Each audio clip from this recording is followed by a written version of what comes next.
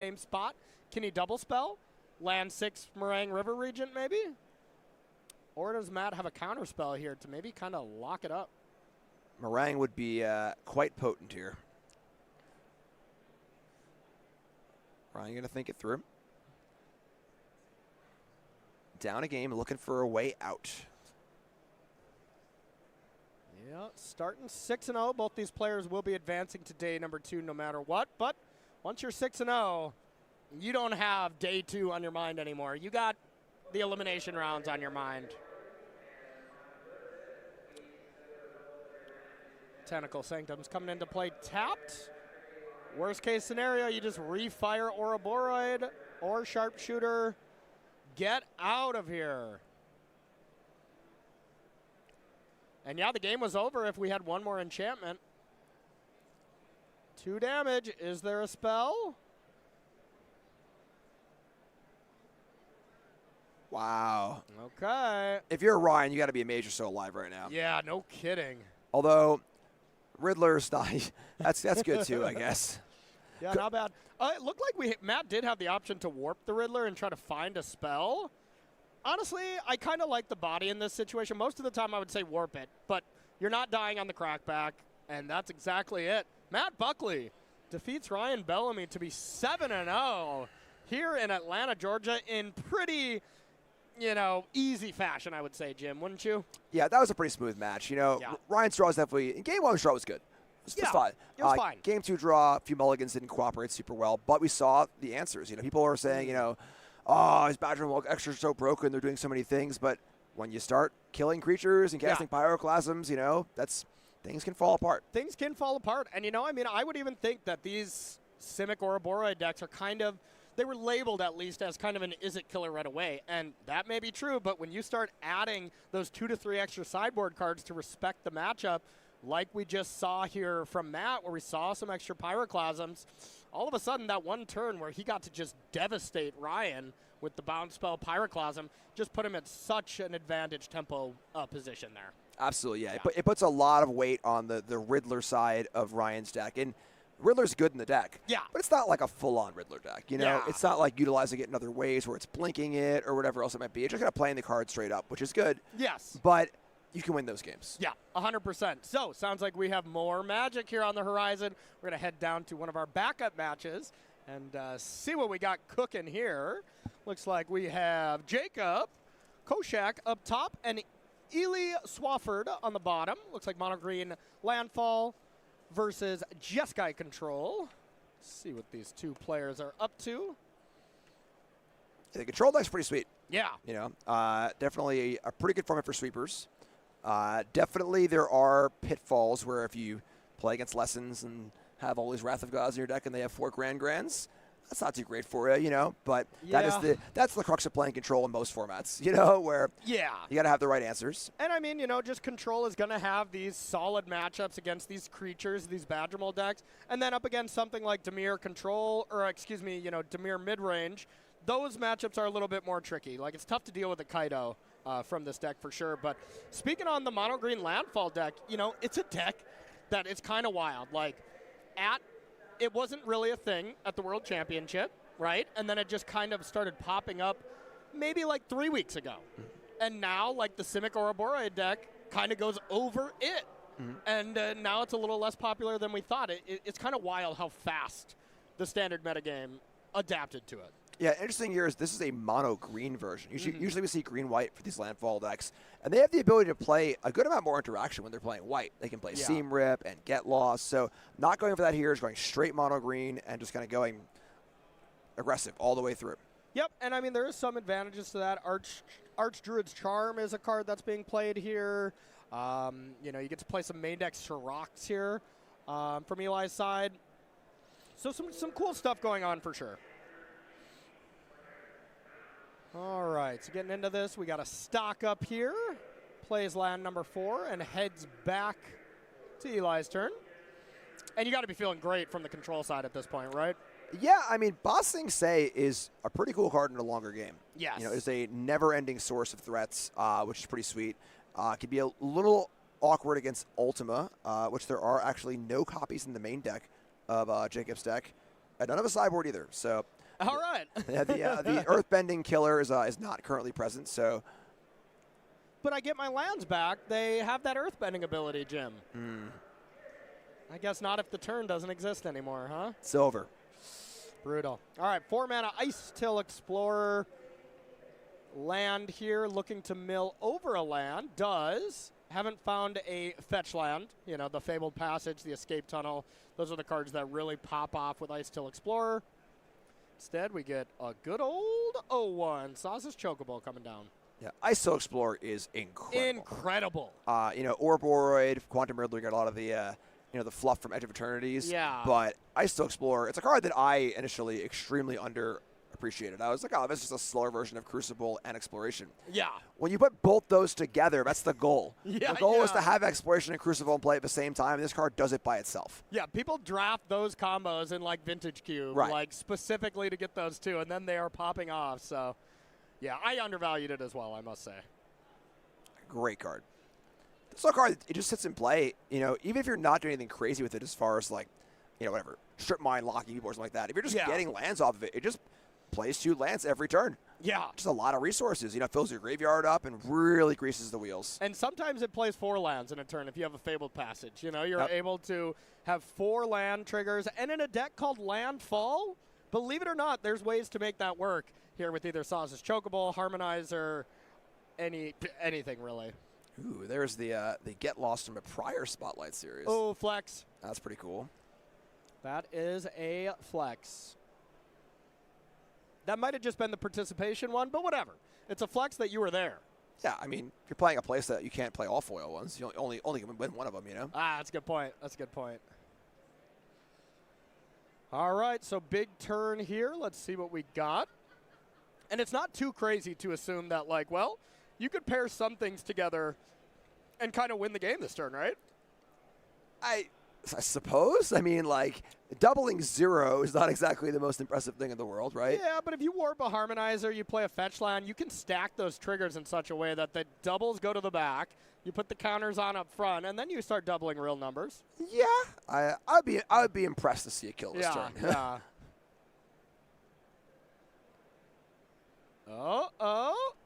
Wrong 4 draw. That's probably not going to have the kill. Of course, it's still very good. Yeah, I don't know. If you ask me, that's the right 4 draw. So. Okay. All right. There's the right one. Yeah, it does not hit the land, though. Doesn't hit the land. Let's see if there's another one. You get an extra look at it. A charm up top. That leads me to believe there's probably not a land in hand, since Eli opted to do that so quickly. Yes. Yeah, and that's the tough part where Ice Till Explorer plays phenomenally with all, like you were saying, the fetch lands. Once you have one fetch land, you have infinite fetch lands. Yes. Because you can just keep playing it over and over and over again. Until you find that, though, you're relying on Ice Till milling over more lands to keep going, and this was not the case here. Yep. So what kind of sweepers do we actually even have from Jacob's side? Because I feel like we need one here pretty soon. 3 Day of Judgment. All right. That is it. Hopefully they don't have their damnations in place of them. That would be awesome. Okay. Nope, just Day of Judgment. Just Day of Judgment. Creatures are gone. No land 6 from Jacob, so we know Jacob's hand is nothing but gasoline. And these bossings, Yeah. You start firing with these hasty earthbending lands. Probably not at that stage of the game yet. But when you're playing a control deck, you got to recognize that, like, hey, this game's not going to end for a while. What's the end of the game going to look like, and how do I get there? And it's a big factor in that. Oh, yeah, absolutely. That is a card that when I'm playing any kind of Is-It deck, Bossing Sang just rips me apart. Yep. Left and right. And it's kind of wild to me that that's like well and truly not even close the second best land from this cycle, at least in Limited. I mean, the white one was just incredible. The white one's pretty busted. So good. All right, Badger Mole Cub coming down. Doing some earthbending. It's the original earthbender. Badger Mole Cub? Toff. How to do some earthbending, okay? There's some lore for you, You okay? stop spoiling the story for me? Sorry. Okay. Hurry, come on. It came out in 07, all right? All right, here we go. Sacking a map. Llanowar Elves up top. Gets rid of it, just really trying to find lands. Hello. Okay. All right.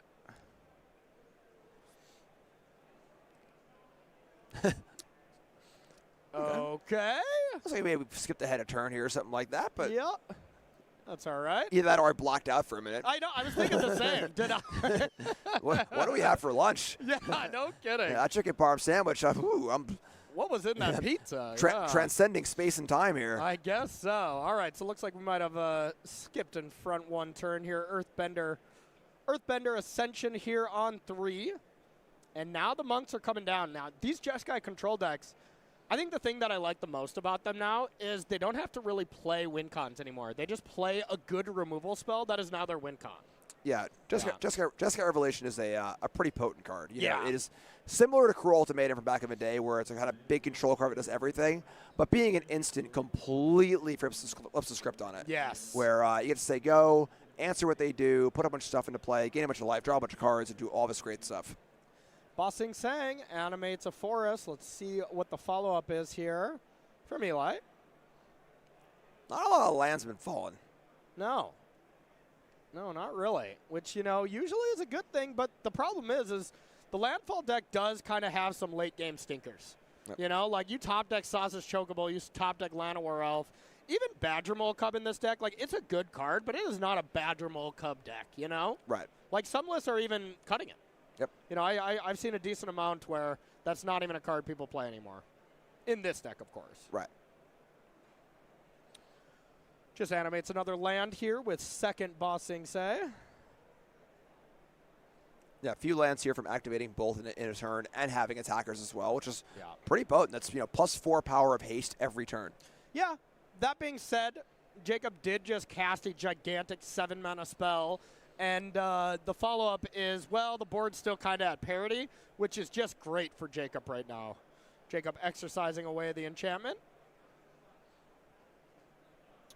That just shows how powerful that enchantment really is. Earthbender Ascension is incredible. The fact that it's a 3-mana 2/2 already, great. But all the extra things that it does really puts that card over the top. Yeah, key card in these decks for sure. Giving trample is also very important. Yep.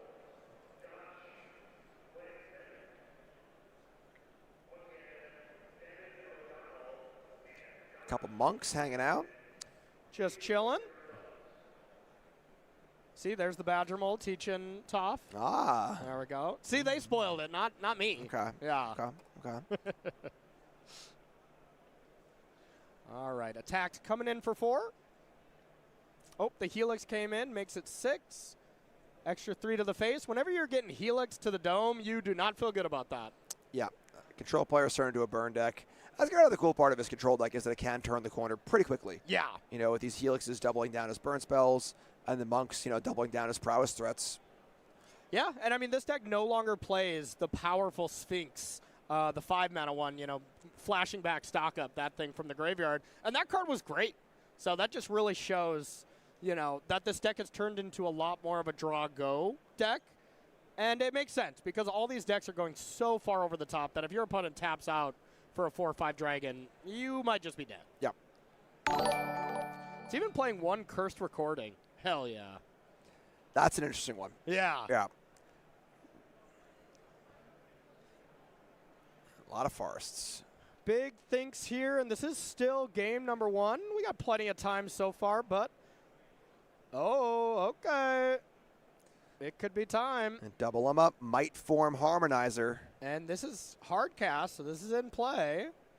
Let's see if there's any kind of interaction. I mean, four spells or 4 lands available for Jacob, and just fired away a Lightning Helix, you know, upstairs. So I feel like you got to have some interaction here.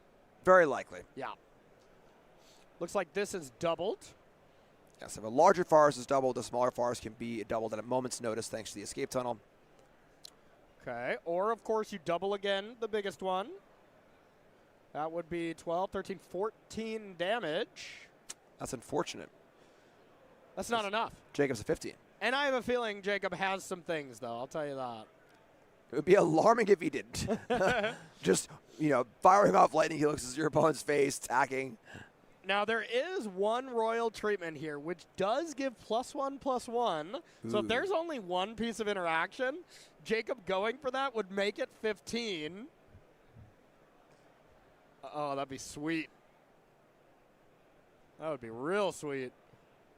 Trying to find the win. Escape tunnel coming down, targeting the forest again. All right, counting it up. It's only 14. Yeah. The question is, do you go to 1? We're going to find out. Are you okay going to 1? Against the green deck. Again, closed deck list, so world treatment to that 1 copy Wow. is the unknown. But was that taking it? I think we just took it. Wow. I wonder if we had anything. Like I would pay money to see both hands right now. How much? You going to go over to the feature match area? We can arrange that. Okay. All right, let's see what Jacob has here. We fired a Helix to the face, so there's got to be some goods. 4 mana. Cursed Recording. Oh, boy. Let's get that one. Yes. Let's get that one up there. That's an oddball. Cursed Recording. Artifact. And there is Get Lost.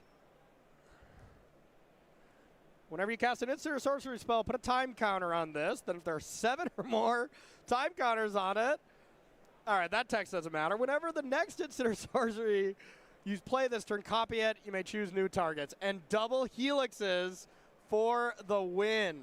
I like that a lot. So Jacob did have interaction there because you clearly didn't have Helix N. Mm-hmm. You didn't draw Helix N Get Lost there. So look at the patient. It was like, yeah, 1 is not 0. I'm going to just be patient, try to kill you next turn. And Jacob got it done there. That was awesome. Yeah, I love that. I love the understanding of like, okay, you're mono green. I can go to 1. Yeah. 1's totally fine. Not a big deal. I know it's important in this game right now. I know I have you dead next turn. So 1 sounds great. Just not putting any respect to Hornet Sting, though? I guess not. I guess not. Okay, then from Eli's side, we got 3 Melstriders Resolve, 3 Mossborn Hydra, 2 Paw Patch Formation, 2 Siege Ship Impact, 4 Soul Guide Lantern, and 1 Sirach the Elusive Hunter. Yeah, Sirach looks great. Aside from that, I mean, the Hydras can come in as additional threats, but there really isn't much else going on here as far as, in the mono green sideboard, their options are limited. If there was blue in this deck or white, maybe you have some counter spells. Yeah, other Spider Sense or something would be great, right? Right, but so without the ability to directly counter a sweeper, that means that Eli's have to be a little more careful. You kind of pace the threats a little bit and try and not get mopped up. Yeah, Eli is earthbending, not waterbending here at all. So Jacob's side, we got 2 Annuls, 2 Biza the Bounding Spring, 1 Curse Recording, the second one. Let's go. Get that one in here. 1 Flash Freeze, 2 Negate, 2 Pyroclasm, 2 Rest in Peace, 1 Scene Rip, and 2 Tishana's Tidebinder. Yeah, so Flash Freeze is a pretty easy one. Pyroclasm is nice here. It's not nearly as good as it would be against Simic, though. This is a Lana Rolf deck. This is a Badger Roll deck. But aside from that, and maybe in early shots as Chocobo, there's going to be a lot of things it does not kill. Yeah. That being said, I think it probably still just comes in. It's just a pretty clean answer to Badger Mole Cub. But for the most part, I think it's just this is a control deck. This is kind of what you want to see as a control deck. Yeah. A creature-heavy deck that is not bringing interaction suited to fight you. Yeah. So just kill a bunch of things, kind of do your main game plan. Don't fall too far behind and should be in pretty good shape. Makes sense to me. Well, if you're seeing some of these sweet earthbending cards and you want to get a hold of them as well, pick up some Avatar Boosties. You can order them right now from starcitygames.com/MTG-TLA. You can do some drafting, get some sweet Avatar The Last Airbender cards, and start putting them in your deck. Really cool stuff. I like all the alternate art style stuff in this set as well. I think this set is just like a home run. Like, Jim, you need to watch the show. You'll just start seeing the cards within the scenes, and you'll be like, wow, that is spot on. And that's what really put it over the top for me, where I love the show after playing the set first. You just got to see all these cards come to life. It was really cool stuff. So order the set now. It's an incredible one. Great to draft. Great standard cards here within the set. It's all good. Order at starcitygames.com. It's on the watch list. Yeah, you got it. It's what I do want to watch. Probably watch it with the little guy as well. You should, yep. My little one, she's 2. She is like barreling over laughing at the show, like slapping her knee and stuff, and she's not that type. So a real knee slapper. Okay. She's knee slapping to it. All right, getting into the game here. We got a Steam Vents came down. That's a cool alternate Steam Vents, it looks like. And passing the turn, no 1-drop, no 2-drop for Eli. I think this happens like fairly often with this landfall deck. Yeah. There isn't that pure density of 1s and 2s that Simic has. So some hands you just don't got it. Yeah, I mean there's 16 of them, but yeah, that's not always guaranteed that you're gonna draw one of them. That's for sure. There's one. Yeah, right on time. Yep. So let's see what the follow-up is now. All right. 3 mana, Earthbender Ascension coming on down and coming back to the booth here real quick. Looks like they are going to get something sorted off here. But how bad is it for a green deck when you don't play something on the first 2 turns up against control? Like, is it that devastating with this style of control deck, or? It's tough. You know, you don't necessarily want your best draw. Yeah. You don't want to have the like turn 1 Llanowar Elf, turn 2 Badger Mole, Llanowar Elf go. Yeah. And get Pyroclasmed, you know. So that's true. There's an element of wanting to pace yourself, but you know. Yeah, that is really fair. Okay, we must have been in the wrong game or something. But looks like we are good to go here. I think we were just replaying game 1 for you. Ah. Run it back. Sure. Yeah, rewind it. We want it. We want it. We got a 1-drop this time. Yeah. Very lucky. All right, now we're seeing what we are doing here. Looks like there are some questions here.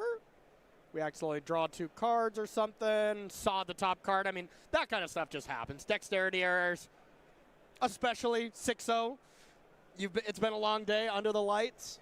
Who knows? Sticky fingers. Yeah. A little bit of sweat. I mean, Jim never makes those mistakes, but Never. us normal people do. Not a once. Yeah, yeah. Playing for 20 years. Never dropped a card. Never. Wow. I've dropped lots of cards. I'm a mess. Yeah. You are. Thanks. Maybe we had a ripped sleeve or something. Reshuffling. Looks like no problem at all. Remember, judges are your buddies. They are here to help you. So never feel bad about calling a judge, anything like that. All right. Saz's Chocobo popping off. Just a little bird. Just a little bird. For now. Those Chocobos grow. As for Origins, not so good on the front half, but let me tell you, that is an incredible card on the back half. And just kind of the glue that keeps this deck together. Fixes your draws. It's not doing anything too amazing, but it is just glue. Yeah, trying to find that first land for the graveyard for your graveyard effects. And then also great to mill over with Ice Tail Explorer, too. So yeah, no kidding. Or, you know, just surveil with Esper Origins. Esper Origins are good at finding other Esper Origins. Earthbender Ascension coming down. We are going to bend that land. We're going to search up a land. And Saz's Chocobo getting swole. oh, hold on. Took off all the counters from Saz's Chocobo. All right. Okay. I was going to say, you know, passing the Lightning Helix check here. But fortunately, the bird is not the word. The bird is no more. But hey, Earthbender Ascension still gets a 2/2 out of it. What an incredible card. Yeah, it's a really cool one. One that does not read particularly well on first glance, and then you play with it, and it does a lot of really cool stuff. Yep. I would definitely tend to agree. Heading to our next turn here from Eli. Now we know we have Esper Origins as an option. What deck do you like better right now? Do you like the Landfall decks better or the Simic Ouroboros deck? I think the Ouroboros decks. I think so too, but man, this deck really exploded onto the scene too. You know, and it just dominated a couple challenges. People started picking it up, whether it was green-white, green-black, green-blue, whatever, mono-green. It was quite strong, but it just seemed like it was a solid, consistent turn 4 deck, and now Ouroboros is like maybe a little more consistent of a turn 4 deck, but can turn 3 as well. Yeah, the Landfall deck has more moving parts. Yeah. You know, there's more things that you need to kind of come together in the right ways. It's more of a fail state, a little bit slower.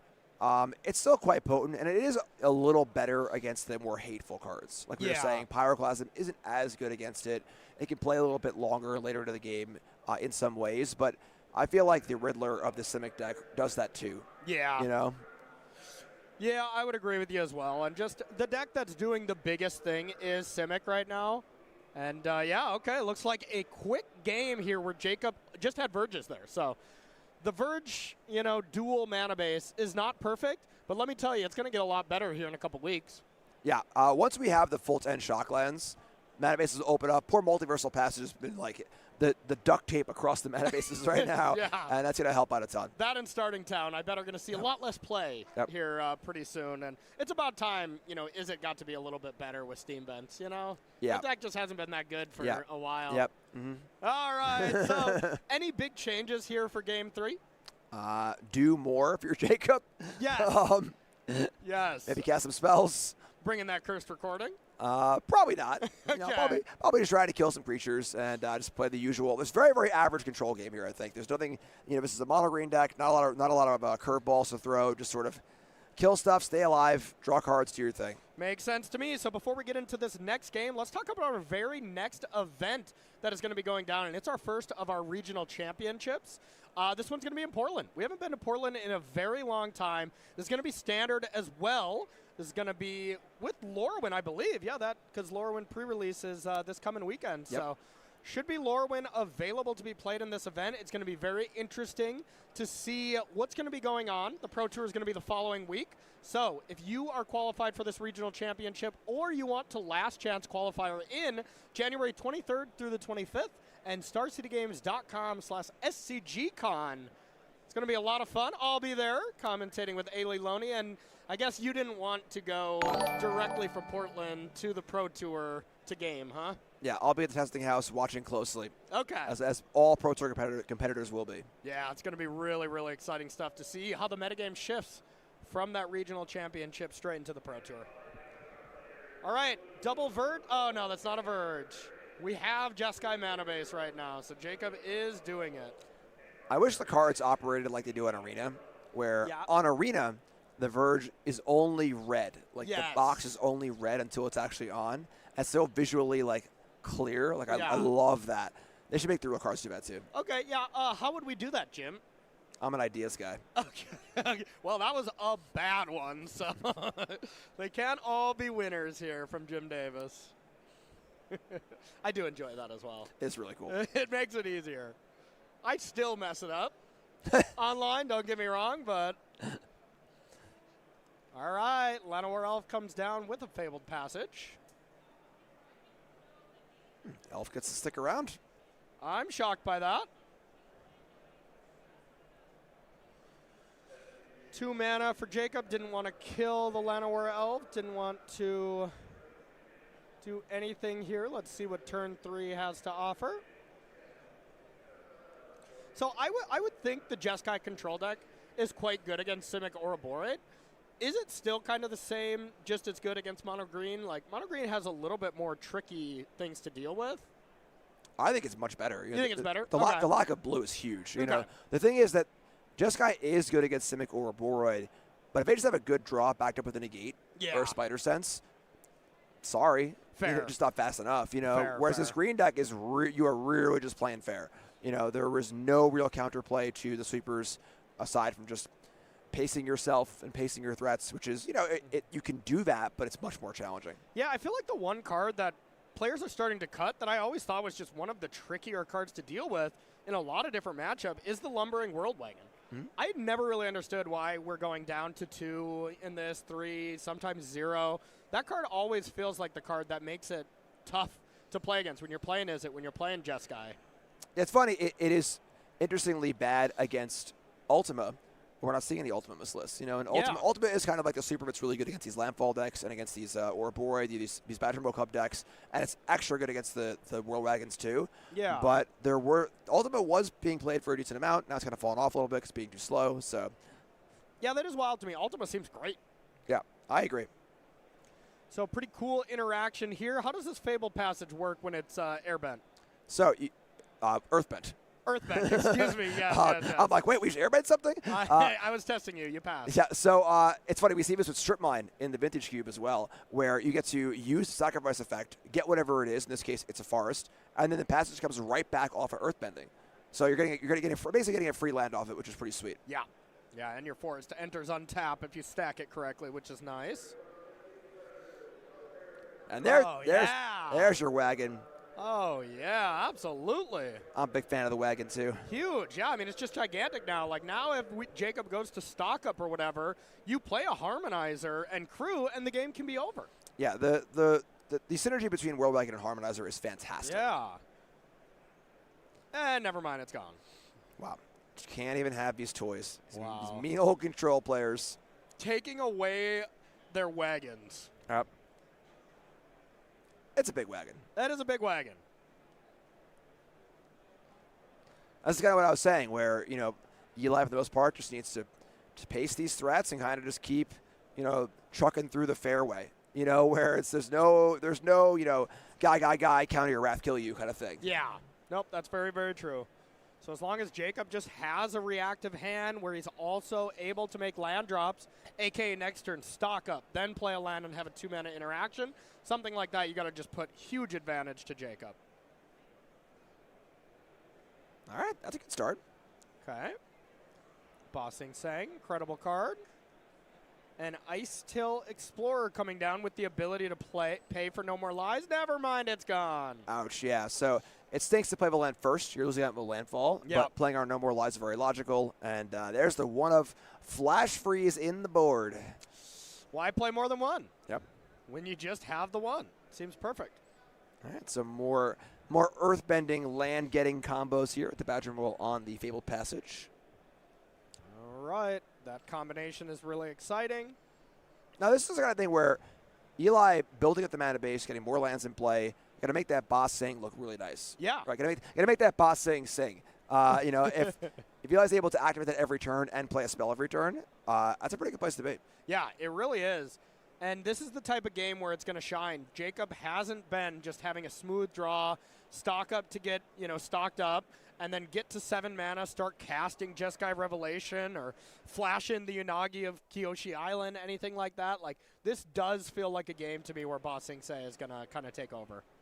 Like, if it were up to me right now, kind of looking at what Jacob's doing, I'm going to start with Ba Sing Se every turn, and then whatever mana I have left, that's the mana I can play with. Maybe you play the stuff first, right? So you play around No More Lies, but you know what I'm talking about. This is a pretty cool use of Badger Bowl Cup, where the tapping for mana doubling is not that important, but this synergy between Fabled Passage and the Earthbending has been really, really cool. Just a land every time. Yeah. And looks like we are doing it again, getting some more lands. Now, Llanowar does tap for 3, so Llanowar alone can activate Ba Sing Se.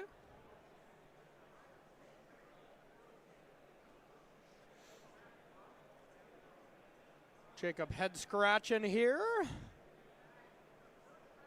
Figuring out how to play around these very mean Badger Mole Cubs. They're not mean. They're pretty mean. He's just a little guy. He's just a little guy here. Yeah. They do some mean things, though. Oh, for sure. Yeah. But they aren't mean. That's fair. Things that they do, Okay. Not getting into the semantics with you of that, but all right, looks like we are animating it up. ¿Qué pasa aquí? El streaming se hace solo, pues casi Tito. How aggressive we're doing. 3 mana, floating 1, and that is pretty nice. Like Ba Sing Se, Earth bending onto Ronda the 6. land. Estos están yendo toda hostia. You have 4 mana available. You can even flash this back. I've already seen 1 Wrath so far, so may not want to go too deep. Escucha de Miguel, ha salido antes. Que te mencionó antes y no estabas. Ha salido antes en pantalla una Boros Dragon contra Willy Edel. It's also a good turn to be doing stuff. It's a consult star charts turn, so. Yeah, that's very true.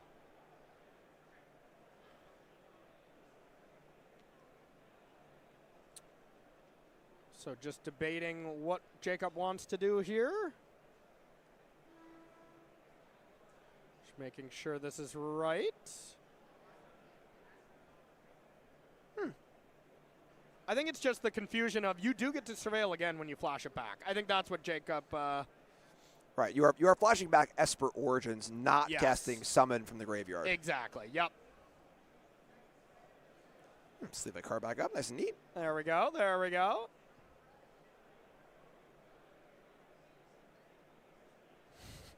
Is there a Mind Slaver activation I missed? What's going on? Emrakul the Promise End here on the stack. Yeah. And now you're going to draw extra cards. You're going to concede. Got me some ice cream. Yeah, there you go. Yeah, just. That's got to be the confusion. It's just, oh, you do get to still surveil, gain 2 more life, and then do the thing. And yeah, makes sense. All right, going back in. All right. Not like good Mind Slaver turn, you know? Yeah, yeah. Looks like we're still keeping him on top.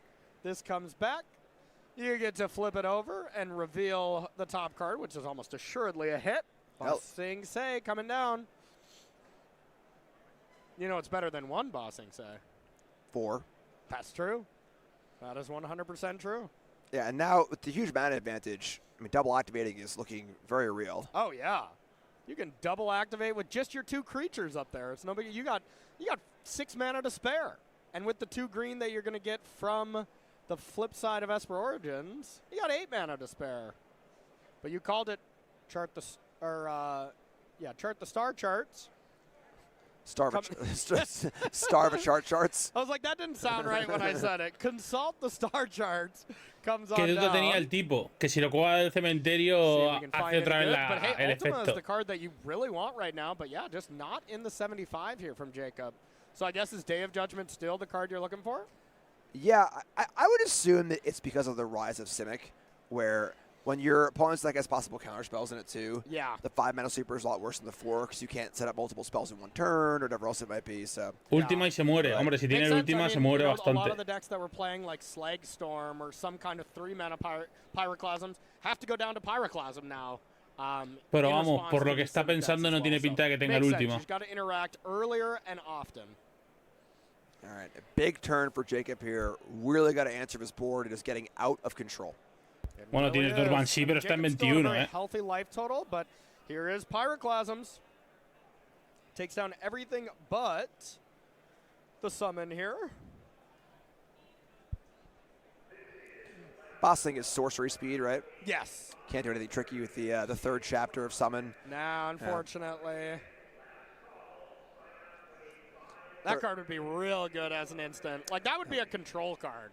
Yeah. You know, end step, make it free 2/2 on your land. Yep. That'd be nasty. Yeah, Chapter 3 of Summon is, of course, the overrun effect. So if you're able to, crew vehicles in response or activate creature lands in response, you get to utilize that. But not an option here. 2 mana floated. Bossing Say available. Bossing Say in hand as well. And you can just use the Bossing Says on the tunnel and the passage. And kind of like keep doing that pseudo ramp thing. Yeah. I mean, eventually you got to try to kill Jacob, right? I would be looking at Jacob with 3 cards in hand thinking one of them's probably a Jeskai Revelation. How do I play around that the best? And I think it would be just double animate, Bossing Say attack for 8, and then Chapter 3 at least turns those 2/2s into 4/4s. Go a little wide. Archdruid's Charm coming on down. Hostia. I imagine we're in the search mode here. Yeah, I wouldn't imagine just putting a counter on the summon here looks too good. Here's Harmonizer. All right, double, double, double. Jim, you ready to do some doubling math? I guess I have to be. Okay, good answer. That's why they pay me the big bucks. So let me get my calculator out. Wait, you're getting paid? It's no. Yeah. Looks like we are warping this one. I like that. To not be vulnerable to a sweeper. 1 double on the summon. We have a 2nd double and a 3rd double face up available. And even more of you Bossing Say on Fabled Passage. So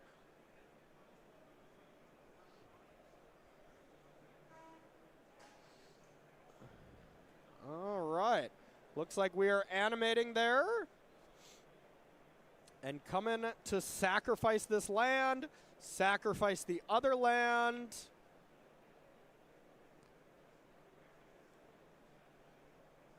Bueno, pues 8, 16, 32.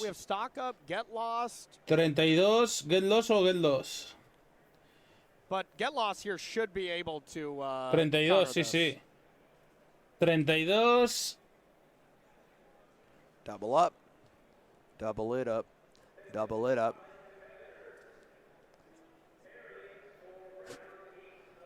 Get out of town. All right, it looks like, unfortunately, we're not going to be able to see the end of this. I just heard the call for the next round, so it took a couple more turns, but Eli does end up taking this down and advances to 7-0 here at Spotlight the Avatar. So sorry, we wanted to cut it as close as possible to give you as much magic before our next round. Hostia, lo cortan round number aquí. 8 is being called as we speak right now, so we're going to take the shortest of break. On the other side, we'll have more magic here for you in no time. So see you soon.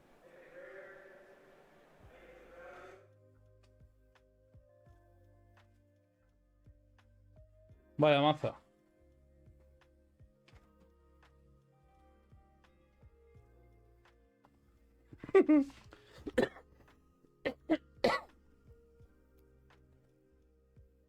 A ver, exclamación LYON y vemos el resultado. Exclamación LYON. Aquí, enlace de Atlanta. Vamos a ver. Lo que pasa es que, claro, ¿cómo se llamaban? Random 2 y Random 3. Suerte en la vida, ¿sabes? Se llamaban Jacob Koshak.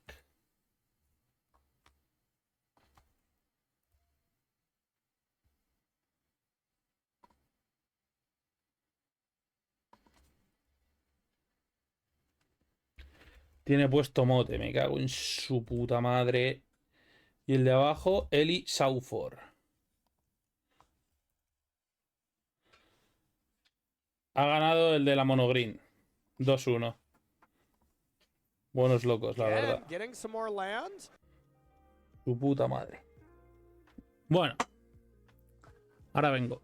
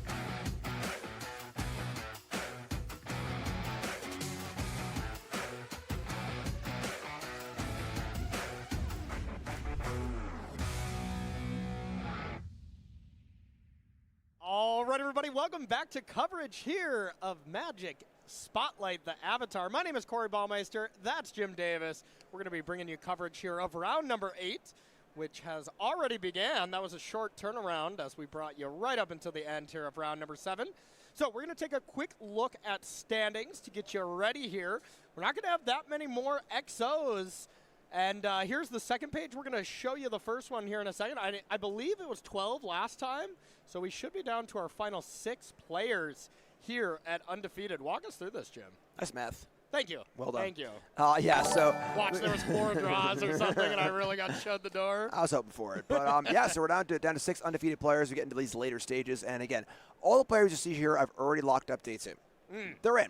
But they're trying to set up for a great run tomorrow by having the best record possible, get to that top 8, get those Pro Tour slots. So we got our 6 undefeated players. You got Rob Cedar on Demir midrange. Like we saw Max playing Is It Lessons. Yep. We got Lessons, Looting, more Lessons. So 3 Lessons X. I'm sorry, 2 Lessons Just X. 2, yeah. And Modern Green Landfall, Simic or Boroid. About what you'd expect, I think, if it's top. Yeah. I mean, the fact that we got just 2 Lessons deck, and they're incredible players. Nicholas Odenheimer won Atlanta this time last year. Max Kowanowski, incredible player, dominates the NRG series, and is just a true Magic the Gathering professional. He's been at a lot of PTs and stuff. So to have those players playing one of, if not the best deck, and doing well, but still having this spread of decks, you got to be happy about that. Yeah, absolutely, for sure. The events look great so far. Looks really, really good. I mean, you got a bunch of players down coming to 6-1. We got Gabriel Nicholas as well, playing Is It Blink, as we saw. And we'll hop on over to page number 2, get another look at our players who are still very well in the hunt for a great run into day number 2. Ryan Bellamy fell to 6-1, playing Simic or Boroid, which is totally fine. Still a great record. We got Matt Wright, former teammate, or current Pro teammate to my mind, actually. Oh, yeah. On the team with playing Teamer Lessons. He's quite good. Yeah, he's very, very good. He is super good. I've just seen him dominate on the Arena Champ circuit over and over. Makes a lot of sense that he came and is dominating high paper Magic as well. Yeah, me and him actually qualified together for the Pro Tour. Yeah, we were both in the PTQ at MagicCon. Oh, okay. It's 4 drafts, and the winners of each qualify. We were both in different drafts and both won our drafts. So it's got to feel pretty good, huh? Pretty cool. Nothing like high-fiving a teammate at the end after you get back into the Pro Tour. So, yeah, pretty exciting stuff. We're going to have deck lists ready here in a second. But, you know, you were saying that was your teammate here for this Pro Tour. Do you guys have a pretty big team? Because you're on Team TCG, right? You're on one of the best teams in the world. I don't know how you managed to luck your way into that one. No idea. Charity, probably. Yeah. You know, as far as the testing process goes this early on, you know, of course, I don't want to be trying to get any spoilers on what kind of decks you're having, but what's your process like with a big team like that this close to a Pro Tour when the set just came out?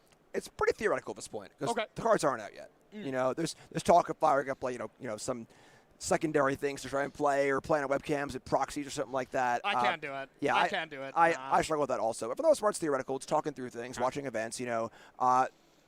We have a new set coming into an already large format, so it'll have an effect on it, but there's still plenty of other things to talk about.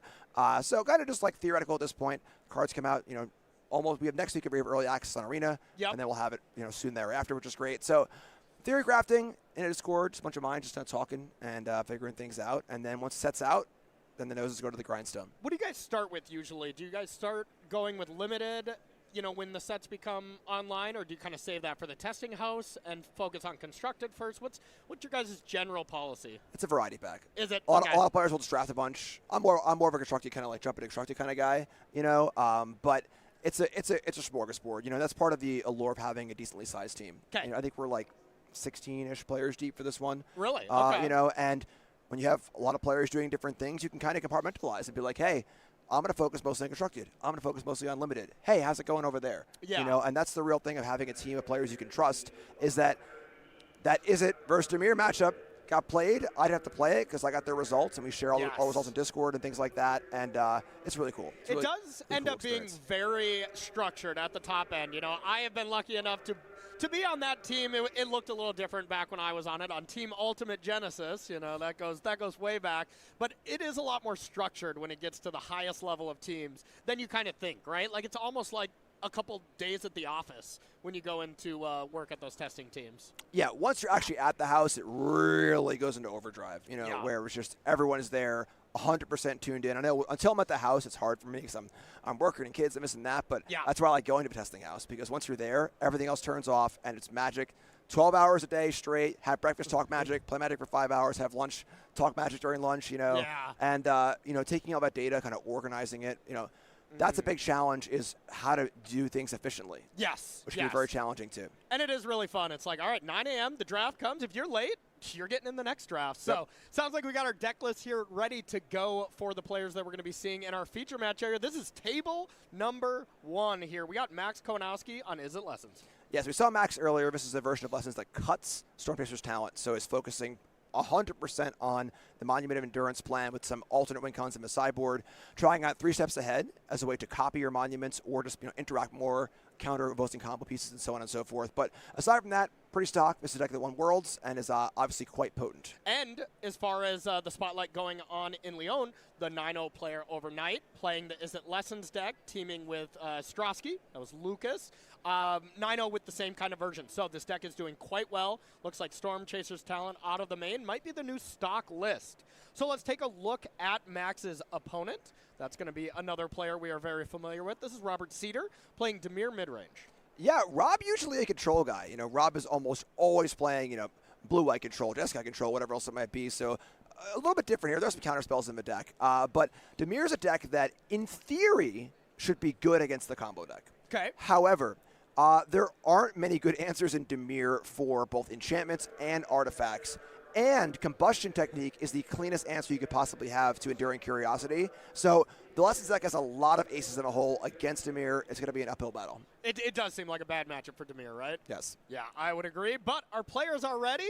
That's why you play the games, because it might be a bad matchup, but it can still go either way. So let's see which one of these players is going to be one of the 3 remaining undefeated players going into the last round. All right, Robert Cedar letting know all of his friends, saying, hey, Mom, I'm on TV. I'm on TV. I'm in a bad matchup, but I'm thriving. Then Max Konowski on the other side wins the die roll, and here we go. Definitely a lot of pressure on Rob to just kill Max. Yes. Get on the board and get things going. The longer things go, the worse it's going to get. So just Kaido, right? Like Kaido is definitely the card. Yeah, Kaido, a Deep Cavern Bat, very important also. Tiebinder has some utility. The problem is it just dies to everything. Yeah. So it can turn off Monument temporarily, but there's a lot of shocks in this lesson deck. Yeah, totally agree. All right, a bat coming down, and we see old Gran here, which we would have loved to play on turn 1, but the Verge is not the right color for the turn 1 blue card. Steam Vents would have been a lot better in this, huh? Yeah, that hand's pretty bad. Yeah. So Gran is the only creature in the deck, and of course there are a number of kill spells in the Dimir deck. Stab, Bitter Triumph, Shoot the Sheriff, etc., etc. And there's not a lot going on here hand-wise. No other lessons for Accumulate. So Max has some work to do. What are you talking about? Gran is raising her hand right now.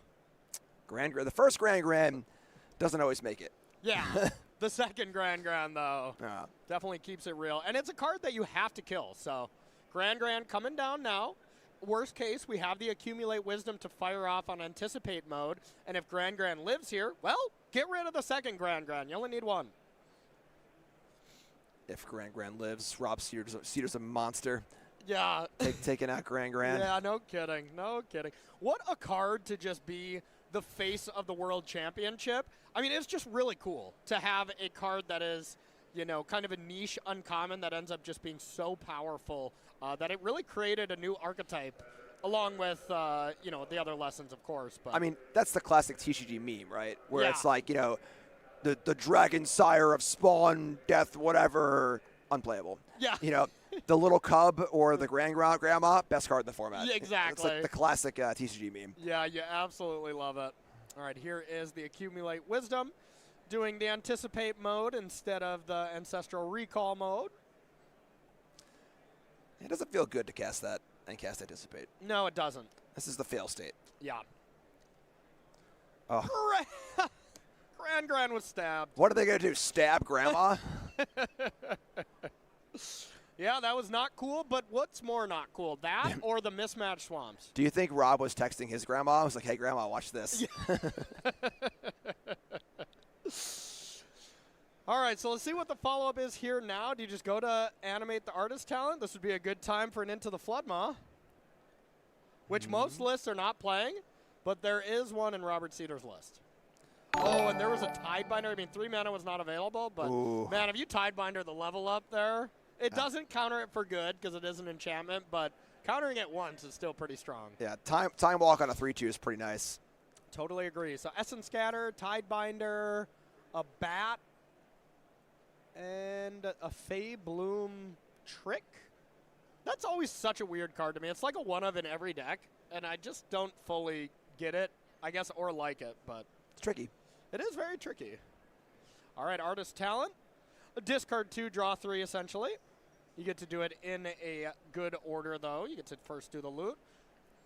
And then there goes. What else is in Max's hand? All right, makes sense. More wisdoms. Makes sense. Okay, so it looks like we will be Ancestral Recalling next turn, which is good for Max. I think I would take the. So you play the removal spell and the recall. Okay. Yeah. It's happening no matter what. It's just, are we casting the removal spell first or not? Don't you do the other one? Like force the extra mana? Maybe not. Yeah, I don't know. You know, if you're the thing right now is Rob doesn't have a clock. These bats are the clock. So that being said, it's not much of a clock, and your opponent's drawing a bunch of cards. So that's true. We'll see. I mean, Max's start was pretty bad, but Rob has not been able to capitalize too much. And then, like I said in the intro, Artist Talent's just going to sit there. Yeah. You know, these Dimir decks do not remove enchantments, really at all. Or artifacts. And that's the whole. Oh boy. My God. Uh-oh. Iro would like to show you a trick. It's more of a demonstration, actually. Yeah, and, of course, Spell Pierce. Is there Spell Pierce? I'm sorry, not Spell Pierce. Phantom Interference, the counterspell of choice for Rob. That's not going to work here either. No. Iro doing some good stuff there. That was awesome. Now you get back both cards, and we're kind of off to the races. One more 1 mana Artist Talent as well. Looks pretty strong here. And discards a Firebending Lesson. Got to be feeling real good if you're Max here. Yeah, and at 18 life, Rob's got a long way to go. Yeah, and this matchup just has looked just as bad as the players have told me when it came to the World Championship. You know, a lot of players that were on this Lessons deck weren't saying it's a buy by any means, but saying a lot of things has to go right for Dimir to win this matchup. Yeah. Just a lot of tricky threats. All the removal game one doesn't really line up. Sure, Grand is not likely to live, but that's not what wins the game here. Cecil is a creature. Cecil is a creature. Cecil is no longer a creature. Discard draw. Yeah. Discard draw. It is uncommon to see this amount of velocity in a standard deck. Yeah. Just absolutely pouring through, just, drawing, seeing 5-6 cards a turn. Yeah. Have you ever seen this VV Cauldron deck not too long ago, Jim? I blocked that out of my memory. Oh, good times. That one had some velocity, too. It did. It did. All right, Fey Bloom Trick coming down. And this is honestly maybe one of the better cards against Max, as much as I was giving this card a little bit of grief. Having 2 bodies where Max has a bunch of spot removal or Iro's Demonstration to deal with it, not so bad. Oh, is this 3 steps ahead? It's actually Cryptic Command right now with the cost reduction. Wow. Oh, yes. Oh, Max is having some fun here. Yeah. Counter and draw. You can see Rob kind of twiddling his cards. I'm still playing this game. Yeah. I don't know if I'm still in this game. To be fair, though, I've played against Rob a lot. He's acting that way when he's destroying me or when he's wildly behind. Poker face twiddles? Exactly, yes. Oh, boy. Oh, boy. 4th recall. All right. The good news to Rob is there are no more Accumulate Wisdoms in the deck. And no Storm Chaser's talent to bring him back, yeah. That is true. So there'll be no more draw 3s. But the bad news is that Max already drew 6 cards? yeah. all the other stuff. 1 mana monument. Oh my god. Oh yes, we're doing it. No loot, no thank you. 1 mana monument 2. And that's the power of this deck, where when you have an engine like this, it's really important that you can turn that engine into a quick win. Yes. You can use it and you can turn the corner on it and just boom, now it's time to win. Is this a quick win, Jim? It's a full house. That sure is a full house. So now you start looting away. Discard, draw. You discard 1, draw 3. No big deal. Ooh, not for long, Max. Yeah. Okay, well, that answers one of the monuments. Yeah. For temporarily. And it's gone. So second looting. That is still going to counter one of the monuments, but now there will be 3 monument triggers because the other monument's on the stack.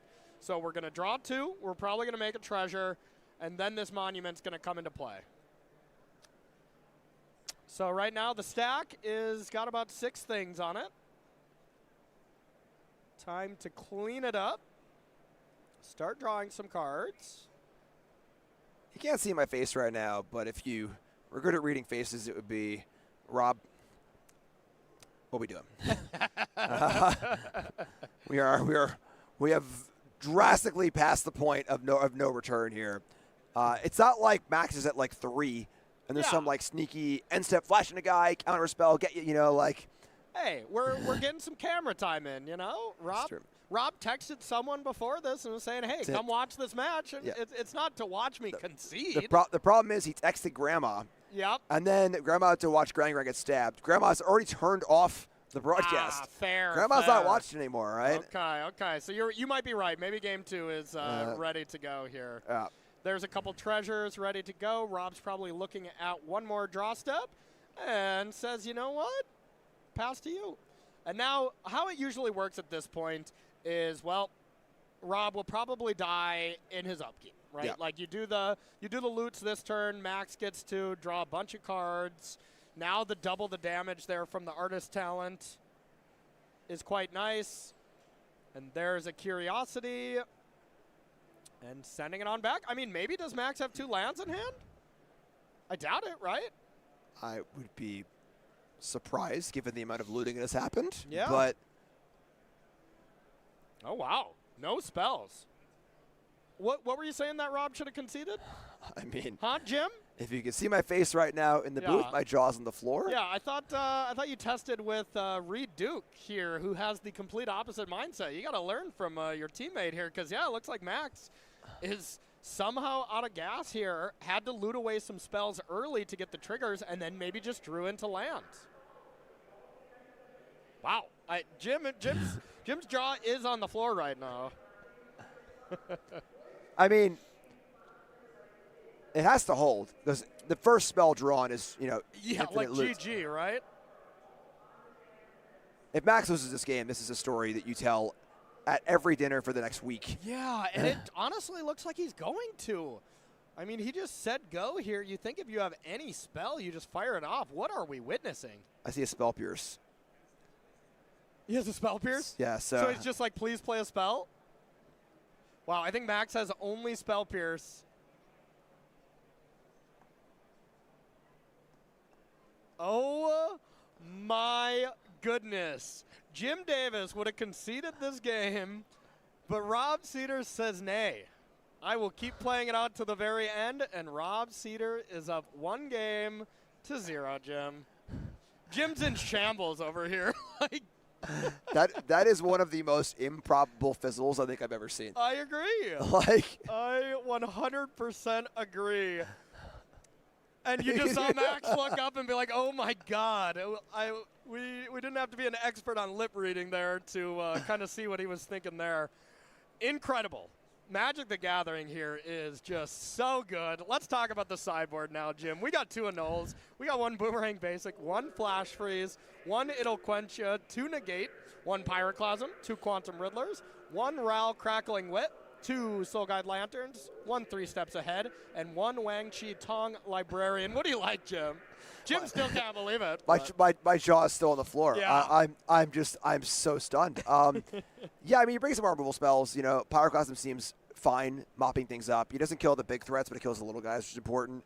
You know, for the most part, that's really it, though. It's just a pretty good matchup. You know, they say you play games for a reason, and it is closed deck list. So one of the things about this deck is knowing what your opponent's bringing in and then deciding if you want to sideboard juke into some other creatures or whatever else. So maybe you bring in some Riddlers or whatever, or like, you know, Wan Chi Tong, some other non-graveyard, non-lesson threat. But, wow. Yeah, I agree. That was awesome. So, all right, Rob Cedar's side, who's up a game, in case anyone didn't see that dramatic conclusion. 2 Annul, 1 Disdainful Stroke, 2 Duress, 1 Kaido Bane of Nightmares, 1 Negate, 1 Strategic Betrayal, 1 Stab, 1 Spell Pierce, 1 Soul Guide Lantern, 1 Shoot the Sheriff, 1 Unagi Kyoshi Island, and 2 0-point Ballad. You say Strategic Potato? No, I said Strategic Betrayal. Okay, yeah, I mean, the problem for Max here is that things get a lot better for Rob. Yeah. Navi's removal spells are being replaced with Annul, which is one of the best cards in the matchup. Duress, Negate, you know, Spell Pierce, and the interaction points for Rob's deck go from being quite bad to being quite good. So I think, you know, winning another game here for Rob is, you know, stealing game 1 is monumental. Absolutely monumental, where game 2 and 3 are not nearly as bad, and Rob only needs one of them. So I think Rob had that game locked up from the beginning, to be honest. It looked great the whole time, and he just closed it out in pretty typical fashion. yeah. All right, so we talked about Portland. That's going to be our next event, but the one after here, our second regional championship here of our standard season, that's going to be in Milwaukee. Heading out to the Midwest here in February. Might be a little cold, but the Magic is going to be heating up inside the event. If you are interested in coming to check this one out, it's going to be February 20th through the 22nd. StarCityGames.com/SCGCon. You can play a lot of last chance qualifiers, a lot of different side events. I'm going to be playing the Mystery Sealed on Friday there, and it's going to be a really good time. So hashtag SCG Milwaukee if you want to follow along, and maybe you'll see us there, huh? Yep, I'll be there. Will you? I'll be there. Hey, cool. It'll be fun. Do you want to hang out and call some games? Nah. All right. Nah. We'll see. I think I'm good. I'm playing Mystery Sealed this time, so. Sounds sweet. All right, game number 2. Somehow Max Konowski is on the play. I mean, the thing is now, we're laughing about it, but Max is living it. Yeah. You know, so that is a truly shocking game to lose. Yeah. So Max needs to shake that off and play some good Magic here. And now, right after you have that moment, we just saw it was a 0-lander here. You know, Max looks cool, calm, and collected here, but at least if I was in that spot, I'd be like, of course. You know, like, now I get no lands when I just had my all lands. But while they get shuffled up, let's take a little opportunity to do a little live look-in here as these players get ready to go. So, taking a peek. We got Zachary up top. We got Matthew on the bottom. And we got some spice going on here. We got some big boys. That Ouroboros is Ouroboroding. It is definitely Ouroboroding. And this is just good old clean Magic. Golgari Ouroboros. Yeah, Innkeeper's talent. Plays well with the Ouroboros, of course, getting to pump those levels up. It's more what we saw at Worlds, you know, out of the Simic decks. But the talents kind of trying to level up the Ouroboros.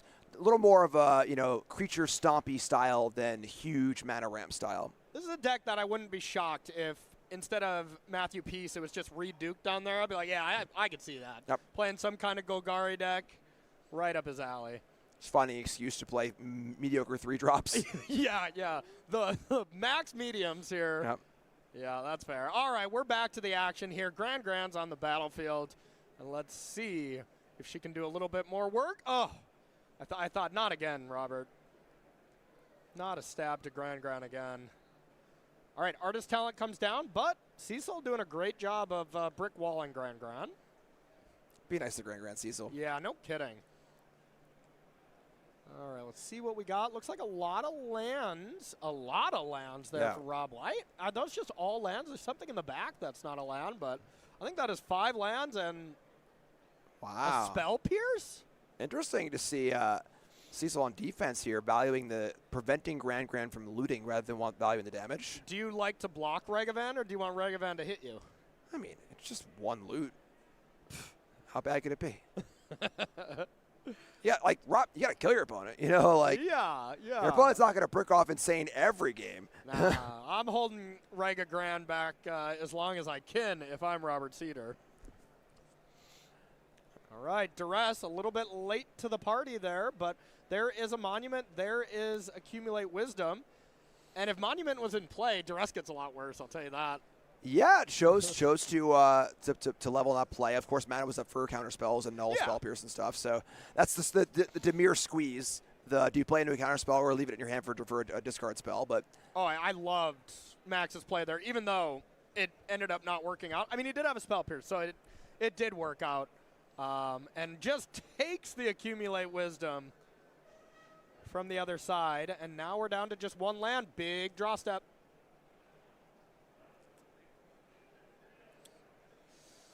Verge, 3 mana, and levels it up. So looks like slightly similar to the end of the last game, where if we can get a spell off the top and we can start looting stuff away, your draw snowballs out of control. But if you can't, well, you sit back with Grand and Artist Talent, and it looks a lot worse. Spyglass Siren coming on down for a map. Map probably heading straight to the yard. We still know about that Spell Pierce, which is going to start looking a lot worse. Yeah, that is one factor for Max's hand. It's a lot of lands does play well against Spell Pierce. Yeah. All right, map to Deep Cavern Bat. I like putting the map on one of the X1s there just to not get IRO demonstration as much. Yeah, the lifelink part of the bat, not super relevant here, but usually building your own Baneslayer is kind of cool. But into the Floodmaw, into the yard, Robert definitely looking for something like a Kaido. Something to close the game out would look excellent, and it would be pretty solid next turn to have Kaido and Spell Pierce backup. Not so bad. All right, big draw step. Can Max find something, or does he have to start turning Grand sideways to get an extra loot in? Okay, great top deck. Yeah, fantastic. Get this ball rolling. So loot's away, and now the spell is still on the stack. So let's say we top deck Accumulate Wisdom or something. You could cast that first, but does look like Max is down to just that one card in hand, so it gets to be a little bit more awkward. Almost maybe even a reason to just discard the mountain to it, but I think it's pretty close either way. Couple fresh ones.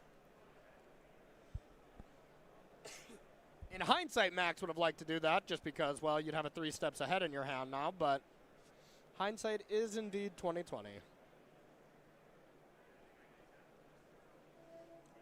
Boomerang Basics coming down. Do a little bouncy bounce. What are we hitting, though? Interesting. Targeting Grand is reasonable just to draw a card.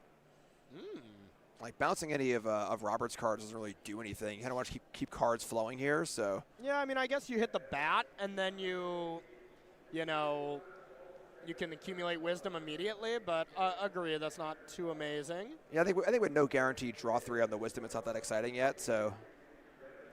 Grand's back. And land number 5 and passes the turn. No opportunity where a Spell Pierce was able to connect, and another land for Robert off the top. So as awkward as Max's draw is, Robert's draw is not that much better. Yeah. A Curiosity or a Kaido there, and oh boy, we're good to go. But no such thing, and time to get busy. There's the spin. Support for Spyglass Siren to do a little dance before it gets in the red zone, you know? Oh, never mind. There was a Kaido. I thought I saw that hand, but I wasn't sure, and that is monumentally huge. Yeah, that's gigantic. So Kaido is coming on down. There's a big hit. We can do some surveilling. Yeah, Dimir is a mid-range deck, but it is definitely sort of an A plus B deck where there are dinky little creatures, And then there is Kaido and Enduring Curiosity to make those creatures really, really good. I mean, you only draw with Dinky creatures. It can be a little underwhelming. Yeah. So finding the Kaido is extremely important. Yep, totally agree with you. And now when you can get in a spot like this, where now you can just hold up interaction and protect Kaido, that's where the deck gets very scary. And just a land off top.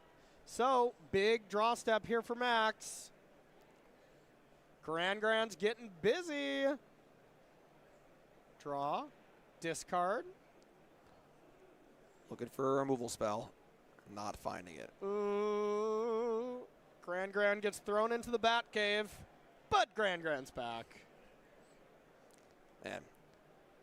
Not great for Max. Max's draws have not been. If you would have told me, like, you know, maybe 2 turns before that last game ended, that there's a pretty solid chance that Max is going to get 2-0'd in this match, I'd be like, what? What happened? Are you watching the game? Did we switch the names or Yeah. something? Yeah. Like, just his deck not cooperating with him at all at the moments that he really needed to.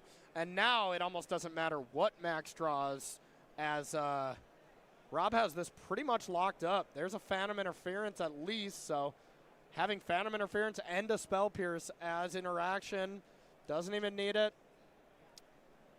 Draws another Swamp.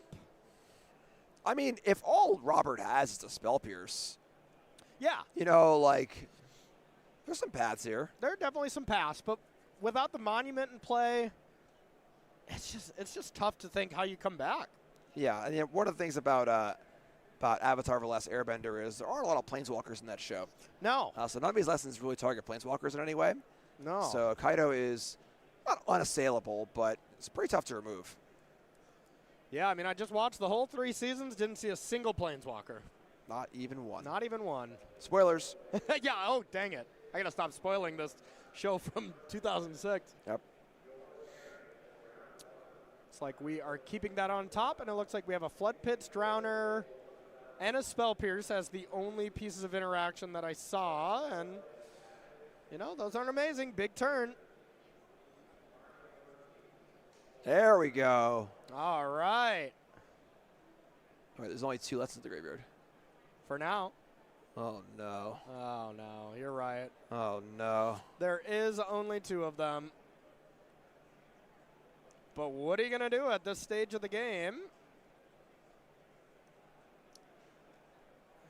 Let's take a Ral. Is that what we took? I think so. It's not going to go well. No, that's not going to go well. Of course, we can see Spell Pierce in hand. Max cannot. I thought it was a Ral. I don't think Max has any, you know, thoughts that, oh, this is going to go perfectly fine here. Like, Max understands he's in a pretty rough situation right now. In what we definitely think is a good matchup. And it is Ral. Oh, I guess Ral does cost 2. Sorry. Yeah. Sorry. Still. You got an Otter, you know? I mean, Yeah. it's just not really going to matter. I like the Spell Pierce here. It's like, Yeah, if that is the end of your turn, I am happy, says Rob Cedar. yep. And now even if we put an Otter into play, the Flood Pits Drowner's there to tap Grand or the Otter. Kaido negatives the other creature. That's 3, 4, 5, 6, 7, 8, 9, 10 damage. We should be all done here in favor of Robert Cedar, advancing to 8-0. Wow. I mean, I'm still in game 1. Yeah. You know, I'm still in game 1 right now mentally. Speechless. And that's the thing where it's like, I would be surprised if Max is too. Yeah. You know, and that is a large part of the mental game of Magic, you know, of being able to handle these spots. You know, while improbable, these things are going to happen sometimes, you know. Yep. Sometimes it'll happen when you're 1-1 at F&M. Sometimes it'll happen when you're 7-0 on camera playing in a spotlight, you know. Yeah. And being able to kind of come back from those is very, very important.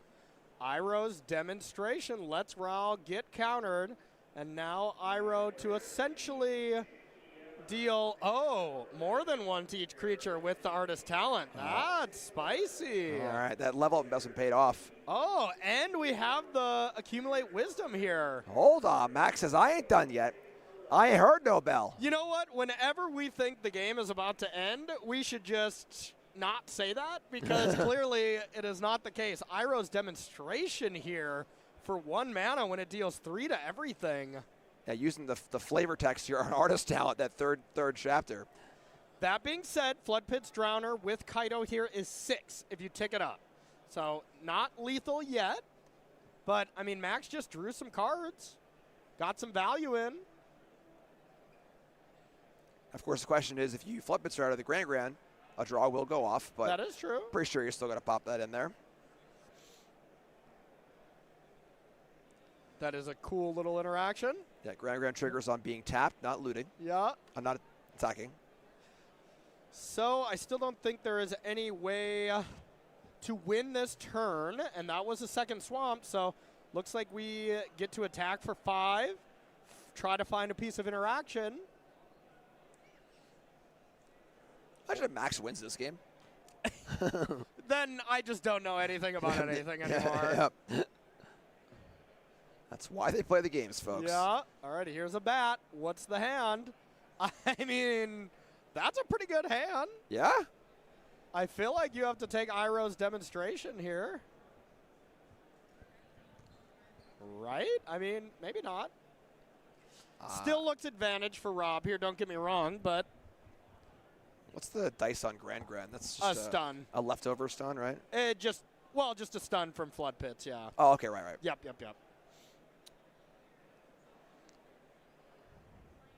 Do need to get ourselves a stun counter. That would be nice. And here is the Surveil. Surveilling, I mean, it probably doesn't matter when you have this much mana, but actually you probably do want to bat first and then Surveil because then you know exactly what you need to play around. So good sequencing there from Rob. Keeps a card, sends it back.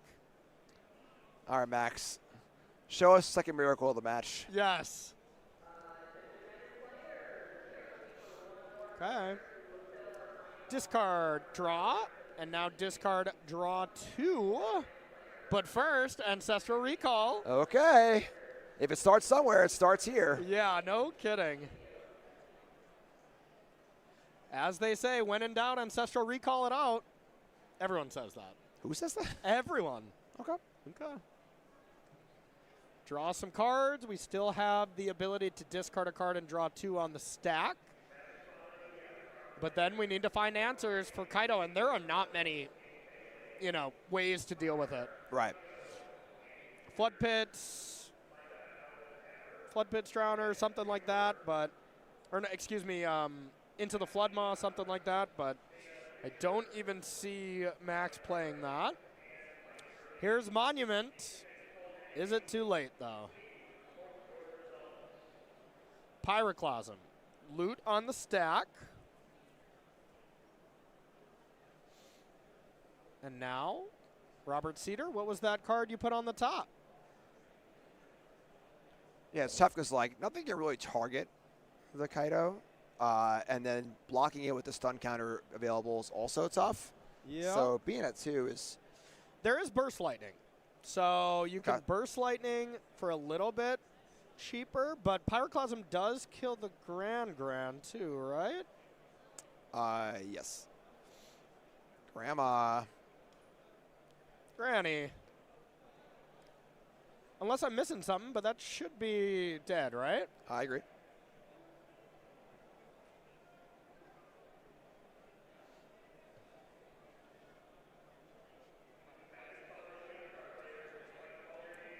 See if we can get that adjusted. So the third chapter of Artist Talent increases the damage to what? Increases it +2. Okay, there we go. We're on top of it. So would it allow Burst Lightning to kill Kaido? It would be +2, yeah, I guess. Yeah, just Burst Lightning straight up. I was thinking you got to get to a spot where you can kick it, but it is 2+ damage, so yeah, 1 Burst Lightning could be just enough. Let's see what we have, but if it's not there, it's over. It has to not be there, and there has to be not an Enduring Curiosity, not a counter spell, not any other flash threat, Flood Pit's Drowner, Tide Binder. And Robert did keep a card on top. Right. And with the pause, I'm getting a vibe it's a Tide Binder, but I have not seen anything, Draw, discard. What's our monument? Max looks like the shrug of someone who does not have it, and Robert Cedar with an incredible Game 1 victory and a little bit more of a convincing victory for game number 2, but just incredible that he lost that first game. I mean, I'm still speechless. That's why I play the games. Yeah. Because, that is a story. You wonder, after the tournament, everyone's at dinner. Some people had good days, people had bad days. And there's always the bad beat stories. And every once in a while, you're like, I got one. Tops everything. Everyone stop. Let me tell you my story. Yeah. That's the story. No kidding. Like, no matter what, even if Max loses next round and is 7-2, still at a great position in the tournament, but no matter what, you're going to have some severe complaint equity at dinner when you have your full house of monument and artist talent and somehow the game slipped away. So, yeah, pretty wild stuff, but we got to get past that now. We'll all take a deep breath because we got more Magic. We're going to head on down to our backup feature match, cleanse the palate, and see what's going on here in the rest of our round 8 here. We got Mason up top. And, ooh, all right, we got Eli on the bottom here. Mono Green Landfall versus Simic Ouroboros here from Mason. Mason, fresh off a top 8 of Pro Tour Edge of Eternity, was the only Amulet player that made it into the top 8. And not only are they an incredibly nice human being, extremely good Magic player. I can tell. Yeah. Yeah, when you have a start like that, I mean, that's pretty good. Yeah. So next turn, we just casually have, 9 mana to start? 2, 4, 6. 2, 4, 6, 7, yeah. Yeah, 9 mana. I mean, we need another creature for Gene, but still, it's still a ton of mana here. I got 10. We got 10 mana, right? We got 2 from each creature and then a land, tapping the Badger Mole. Unfortunately, there would be no attackers for Crater Hoof, but... Ah, dang it. But Badger Mole coming down from the other side for Eli. Badger Mole animating the escape tunnel. And now here's the big turn. One thing we haven't seen, at least you and I haven't, is a turn 3 kill yet. Is it time? I think I see a Quantum Riddler, if anything, so no matter what, we're still doing some stuff. Yeah, not a bad plan B. I think it might be Nature's Rhythm and Quantum Riddler, which I think that's GG. Because you get to go get a Badger Mole Cub, animate the land, warp Riddler. That allows you to harmonize for 4. Yeah. Like, I just assume that's enough, Yeah. When Quantum Riddler is not only a Dark Ritual, but also +1 on your Crater Hoof, that is using all parts of the Buffalo. Yeah, no kidding. The old Space Buffalo. All right, so that is... We got 9 3, mana, 6, right? 9, yep.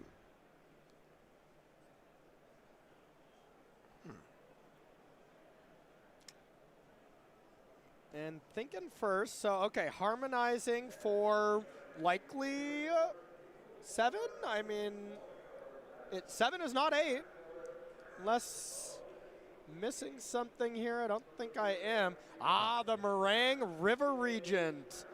The one of, the silver bullet here, bouncing Llanowar, bouncing Badger Mole Cub. And now, all of a sudden, sure, we're not winning on the spot, but... that's a pretty dang good turn. Yeah, as far as that's like plan, I don't know, D or F or something like that. It's still quite good.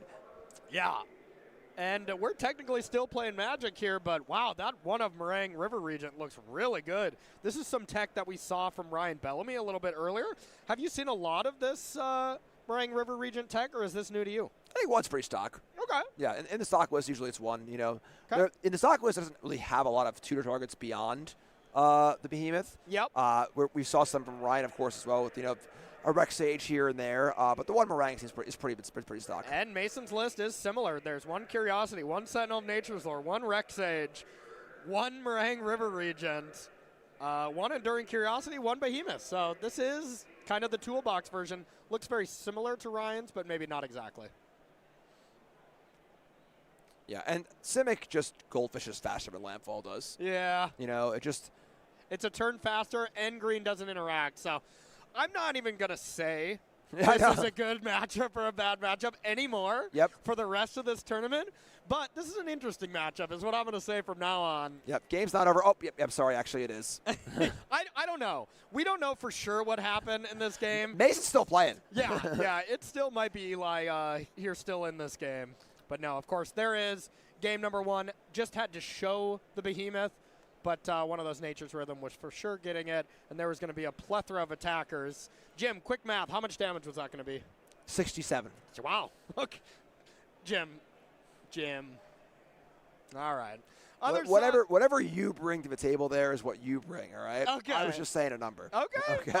All right. You do you, bro. So looking at the sideboard here from Eli to start, 3 Melt Strider's Resolve, 3 Mossborn Hydras, 2 Paw Patch Formation, 2 Seed Ship Impact, 4 Soul God Lantern, 1 Sirach Elusive Hunter.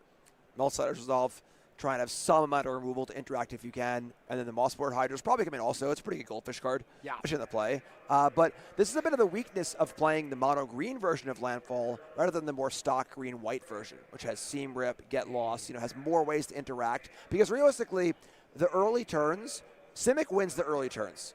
Turns 1, 2, and 3, Simic's a better deck. Yeah. I think turn 4 and 5, Landfall might be a better deck, if it can deal with those earlier turns. So a Seam Rip here and a Llanowar Elf, a Get Lost and a Badger Mokub, and now Landfall can do its thing. Without that option, there's a lot of weight on these Melt Strider's Resolves. Totally agree. And then looking at Mason's side, first of all, cool deck box, I got to say. That's pretty awesome. But looking at the sideboard, we got 1 Boss Sing Se, 1 Keen-Eyed Curator, 3 Melt Strider's Resolve, 1 Paw Patch Formation, 2 Scrap Shooters, 2 Soul Guide Lanterns, 1 Spider Sense, 2 Sirach Elusive Hunters, 2 Vivian Reed. Yeah, I don't think much changes, really. I don't think the Melt Strider's Resolves are as important for Mason. There aren't as many mana dorks in Eli's deck. It's just the Cubs and the Llanowar Elves. That's really it. Maybe you want to bring some in because like the Riddlers and some of like the tutor targets don't matter as much. So you can shave down on some of the cute stuff because it's going to be a race. Quantum Riddler is not going to be important here. This is not going to be a Riddler grindy kind of game. Maybe you leave 1 or 2 in because the card is fine. But Sentinel of Lost Lore, not so exciting. So maybe bring the Resolves in to have a little counterplay to opposing Badger Rolls and Llanowar Elves. But I think for the most part, Mason's just kind of doing the thing. It might be correct, and I could totally believe you, but I'm never siding out Quantum Riddlers. You got to pry them out of my cold, dead hands before I take one of those out of my deck. So. Oh, we know. All right, so we have kind of talked about some of our early events that are coming up here in the next couple months, but what about the rest of the events here in 2026? Jim, walk us through some of the exciting places that we're going to go this year. Road trip, let's go. Are we driving to all these? That'd be fun. All right, I'll meet you in LA, I'll tell you that. All right, sounds good. So we're obviously in Atlanta right now. We talked about Portland and Milwaukee, but we got Cincinnati, Las Vegas, Hartford, LA, Baltimore, Dallas, DC, and Richmond all coming up at various times that you could read the screen because I am not going to. But a variety of events here. These will be either spotlights or regional championships, and you can figure it out as we figure it out. But they're going to be awesome events at SGCon like they always are, where there's always the main event, there's a bunch of great side events, there's vendors, there's artists.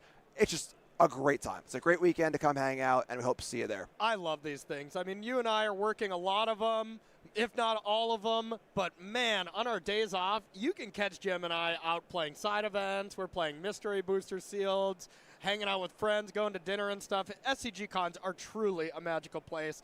It is a lot of magic going on, but there's a lot of gathering as well. So make sure to join us at one of these really cool cities near you. Did your writer write that? That was good. Thank you. Yes. That was straight off the dome. Straight off the dome. Off your writer's dome. Exactly, yes. Way to sell me out, bro. Way to sell me out. Your writer's doing a pretty good job working with you, of course, so there's a lot to work with. He's, need some props. Thank you, Jim. Thank you. All right, so looking to get it started. Big game here for these players. And Saz's Chocobo to start. Pretty okay, but I don't know if it's better than Llanowar. Yeah, I would much rather just get to the mana of the big stuff, Yeah. Kind of like the Ouroboros in some of these matchups. It's not really big enough or does enough. Yeah. Saz's Chocobo feels very similar, where it's probably not going to run away with the game or matter that much in a game that's going to be won by miles, not inches. Yeah, totally agree. Like, before this Simic Ouroboros deck was popping up, these creatures were still kind of tough to deal with, and yeah, maybe this deck wasn't killing you till turn 5 or whatever, but it created another difficult body to deal with. Now Simic just goes way over the top of these style of decks. So it's so crazy to me that the metagame shifted so fast where I wouldn't say mono green is unplayable by any means, but it is so much slower than Simic or Boroid, and it was like the fastest deck when it came out like 3 weeks ago. So Yep. Standard moves pretty quickly. Love seeing the shifts from week to week. Yeah. Really, really cool. Bossing Say, Badger Mole Cub coming on down. Mason's got Bossing Say and Badger Mole Cub coming on down. I'd say the cue the pointing Spider-Man meme, but this is a spot like the Avatar. Yes, yes. All right, and tapping 2. G-Gene, boy. Oh, not boy. Llanowar as well. Okay. I swear I thought I saw one from Mason. Slow rolling it. Maybe not. So we'll see what the follow-up is from both these players. Eli with Saz's Chocobo to go a little bit tall. And now has 3 mana available. Do we have something good like an Earthbender's Ascension, Lumber Wagon? All right. All right.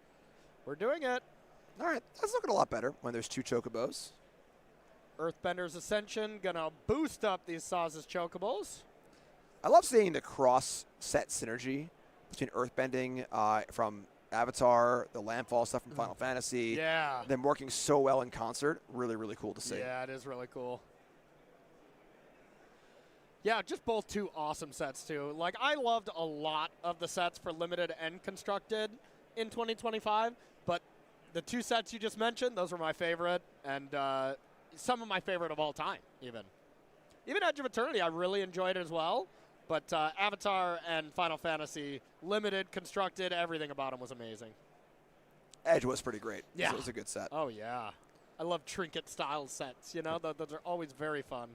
Warped Quantum Riddler. A decent card that came out of Edge of Eternity. Yeah, it's all right. It's no Cryogen Relic or anything, but it's close. All right, 4 mana, Ouroboros. The Space Snake is coming to play. So we're kind of seeing like 2 of the kind of mid-range stompier draws from both decks here. Yeah. Put a counter on that Riddler. It's still in play. Yes, yes. All right, so now 4 of those creatures have negative counters, and 1 of them has positive counters. And 1 has no counter. There we go. Yeah. Thanks, Eli. I appreciate that. Yes. Those, of course, are all positive counters. We can't yell at them, unfortunately, but... I mean, if we yelled loud enough, they could probably hear us. Yeah, sure.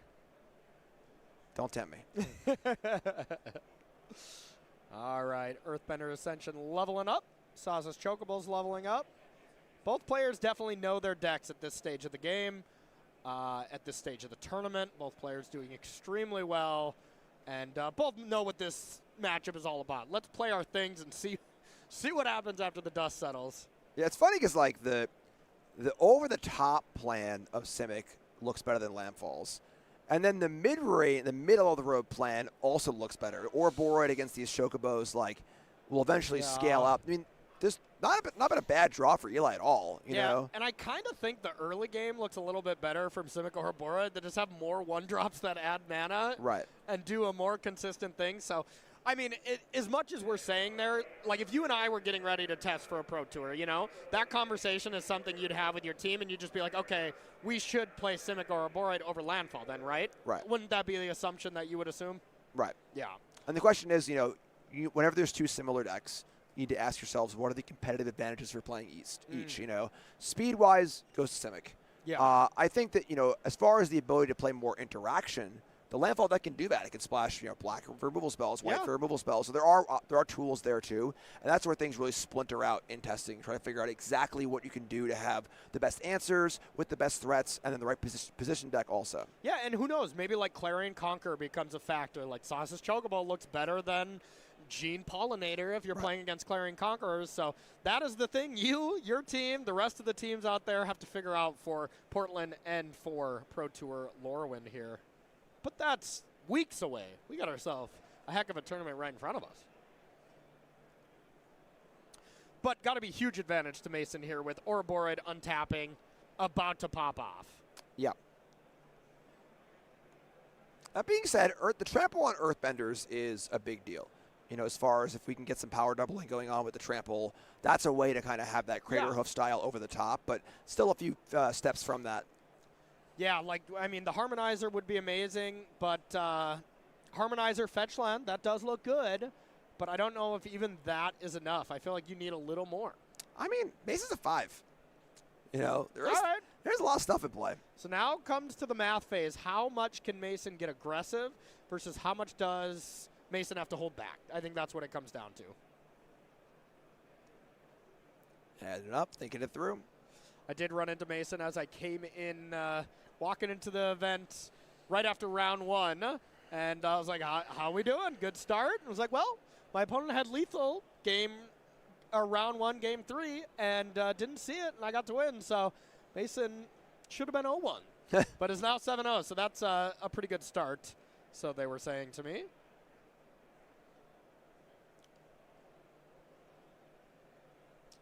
Rex Sage coming down, taking down Earthbender Ascension. Wow. I mean, it's a one of. Why play more than one when you only need one artifact or enchantment you got to blow up? Yeah. I would think with the sort of like goldfishy nature of the matchup that might have come out, but there are targets. There's a backside of Esper Origins, Lumbering Whirlwagon for Earthbender Ascension. Pretty cool. Yeah, for one of there, that's a great opportunity cost. Yep. Kind of card where you're not too sad to just draw it naturally, too. I mean, it looked good here. Big mass. And then also, like I was saying, it takes away that avenue we were just talking about of the trample. Of having a way to kind of push through and squeeze those last few points in with a power doubler or something like that. Yeah, now if you're just chump blocking, everything is totally fine here. Combat has been declared. 2 counters on everything. God, Ouroboros is such a messed up card. Yeah, this is the turn where things get big, and the next turn the game is over. Yeah, pretty much. So the Riddler here had the ability to be cast, but did not get cast, and Mason just ships the turn. Why is that? It would have tapped down some blockers, Those aren't Lano Relves. They are Gene Pollinators. They require an additional tap, too, so. Yeah, you'd have to tap down a lot of blockers, huh? So really does stress that Mason probably has some interaction here. Maybe a Spider Sense. I don't know. Honestly, I think it's more just that, you just couldn't really cast it without dying. Yeah.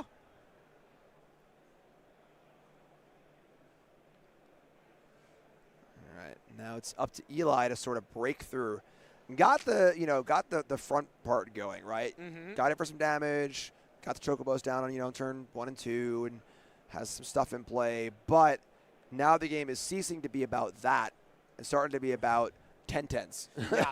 And you can see right now that with the way Mason played that last turn, it's just like, okay, as long as I don't die this next turn, maybe the turn after, eventually my battlefield will be completely unmanageable, and I'll win in one attack. That's kind of what I'm noticing from here. It's not about chip shot damage anymore. It is about one gigantic swing and just making sure you don't die. 5 is not a lot of life. And, of course, on the other side, Eli has got to find a way to try and push through those last 5 points. Yep. And it doesn't look easy. Yeah. Kind of looking at the deck list, it is not trivial by any means. Yeah. Because the threat is not coming. The threat is here. It is a space creature. And, okay. Okay, I mean, that would have been a lot better with that Earthbender Ascension, so that could have been a nasty Rex Sage, I'll tell you that. Yeah. All right, doubled. Add a counter there, add a counter, and doubled the Earthbending land. So that is a, 8-4 coming in. A 5-6 coming in as well. The 5-6 looking not the most impressive into the 4-6 Ouroboros. Yeah, I was thinking the exact same. Double block. And blocked with the Rex Sage. Yeah, so no trample here on any of these. So. Okay, blocked with Rex Sage and Ouroboros, it looks like. Okay. So just 2 clean double blocks. Sent that Harmonizer away, and Ouroboros living for 1 turn, pretty bad for your opponent. When you on top with it for a 2nd turn, it's devastating. Yeah, definitely a different texture of game, where not some big crater hoof, not some huge attack, a little more nickel and dimey, and Ouroboros absolutely shines in most spots. Riddle me this, though. We got Quantum coming on down. And see the follow-up. I saw Badgermole Cub in a forest. Multiversal Passage, and another land. So Mason's hand is quite bad. But the battlefield is quite good. 4 counters is going to be going to everything here. Is adding 16 power to your board, 20 power to your board in combat good, or is that just 20? Yeah. No big deal. And now, I mean, you could think about starting to get a little frisky, but I just don't even think it's worth it. And the one thing is, Mason could play the Badger Mole Cub there by tapping, getting the Forest up there, and you're not losing a blocker. So I like this. You're not losing out on any blockers. The creatures are getting absolutely ginormous anyways. more dice? Keep them coming. Judge, please, I need many more dice. How many more dice do you need? Yes. Yes. Keep them coming. Don't stop. Head to the store. We need a few more. And they are gigantic. That look like an Esper Origins off the top. Gain 2 life, not relevant here. What about gain 4? Not relevant here. Oh, okay. Okay, no, it was a Fabled Passage. So can we give things trample in any way, shape, or form? I don't believe so. I think this is a attack, and if you choose to block my creatures, the game is over. Looks like a smile and probably a handshake about to be heading his way. I love I'm actually going to kill your stuff, too. Yeah. Not even going to chump block, because the backswing is lethal. So Yeah. the backswing is astronomically lethal. Yes. Yeah, this. I think we will run out of dice. I mean, wait a minute. There's a royal roll here. Nah, it gives a hex, not hexproof. Ward. Oh, yeah. All right. So we needed Monstrous Rage, huh? That's the card we needed. Yep. Yeah. I don't see anything that gives trample in this list. Sax Passage for Mountain. Cast Monstrous Rage. And this is just Mason thinking, what could you have? And I think this is just the classic attack. Like, all right, you got it. Congrats. Good luck in your next round. But closed deck list, so Mason does not know that. Yeah, just got to put as much toughness as we can. Yeah. All right, there's a shrug, and creatures are dying. Lands are falling. They're coming back. And Mason's going to attack for about 150. I like this. Give I a do give, like give this a little too. camera time. Put some dice up. Yeah. What do we got? Yeah, Bossing Say coming on in. Wherever dice. This is an illegal game state. yeah, there we go. And that is Mason advancing to 8-0. Absolutely crushing it right now. And is going to be one of the 3 players that is going to be playing for that coveted 9-0 spot. We could have 2 of them. 2 players at the 9-0 rank going into day number 2, or just 1. Either way, 8-0 at a tournament like this. You got to be feeling great, huh? Yeah, great spot. And honestly, a good look at, like, the flavor of this week versus the flavor of last week. Yes. You know, and that was a pretty good look at why Simic has overtaken the Landfall decks. It's sort of like the big green Badger Mole, like kind of boom, get you dead deck. And that was really cool. Well, we learned a couple things this round. We learned that Simic Ouroboros probably has a pretty good matchup against Mono Green. Robert Cedar taught Jim a lesson on not conceding until you actually lose the game, as Robert 2-0'd Max Konowski. And we're going to be taking ourselves a short little break. And on the other side, our final round of the day, round number 9, to see who the leader of the tournament's going to be. Do not go anywhere.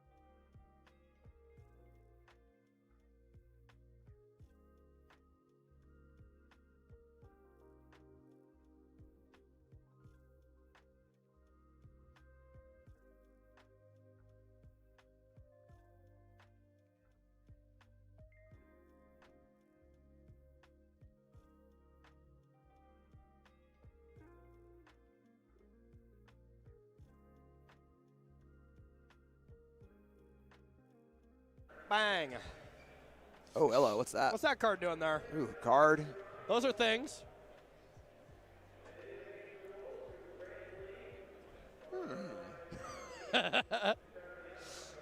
Nice.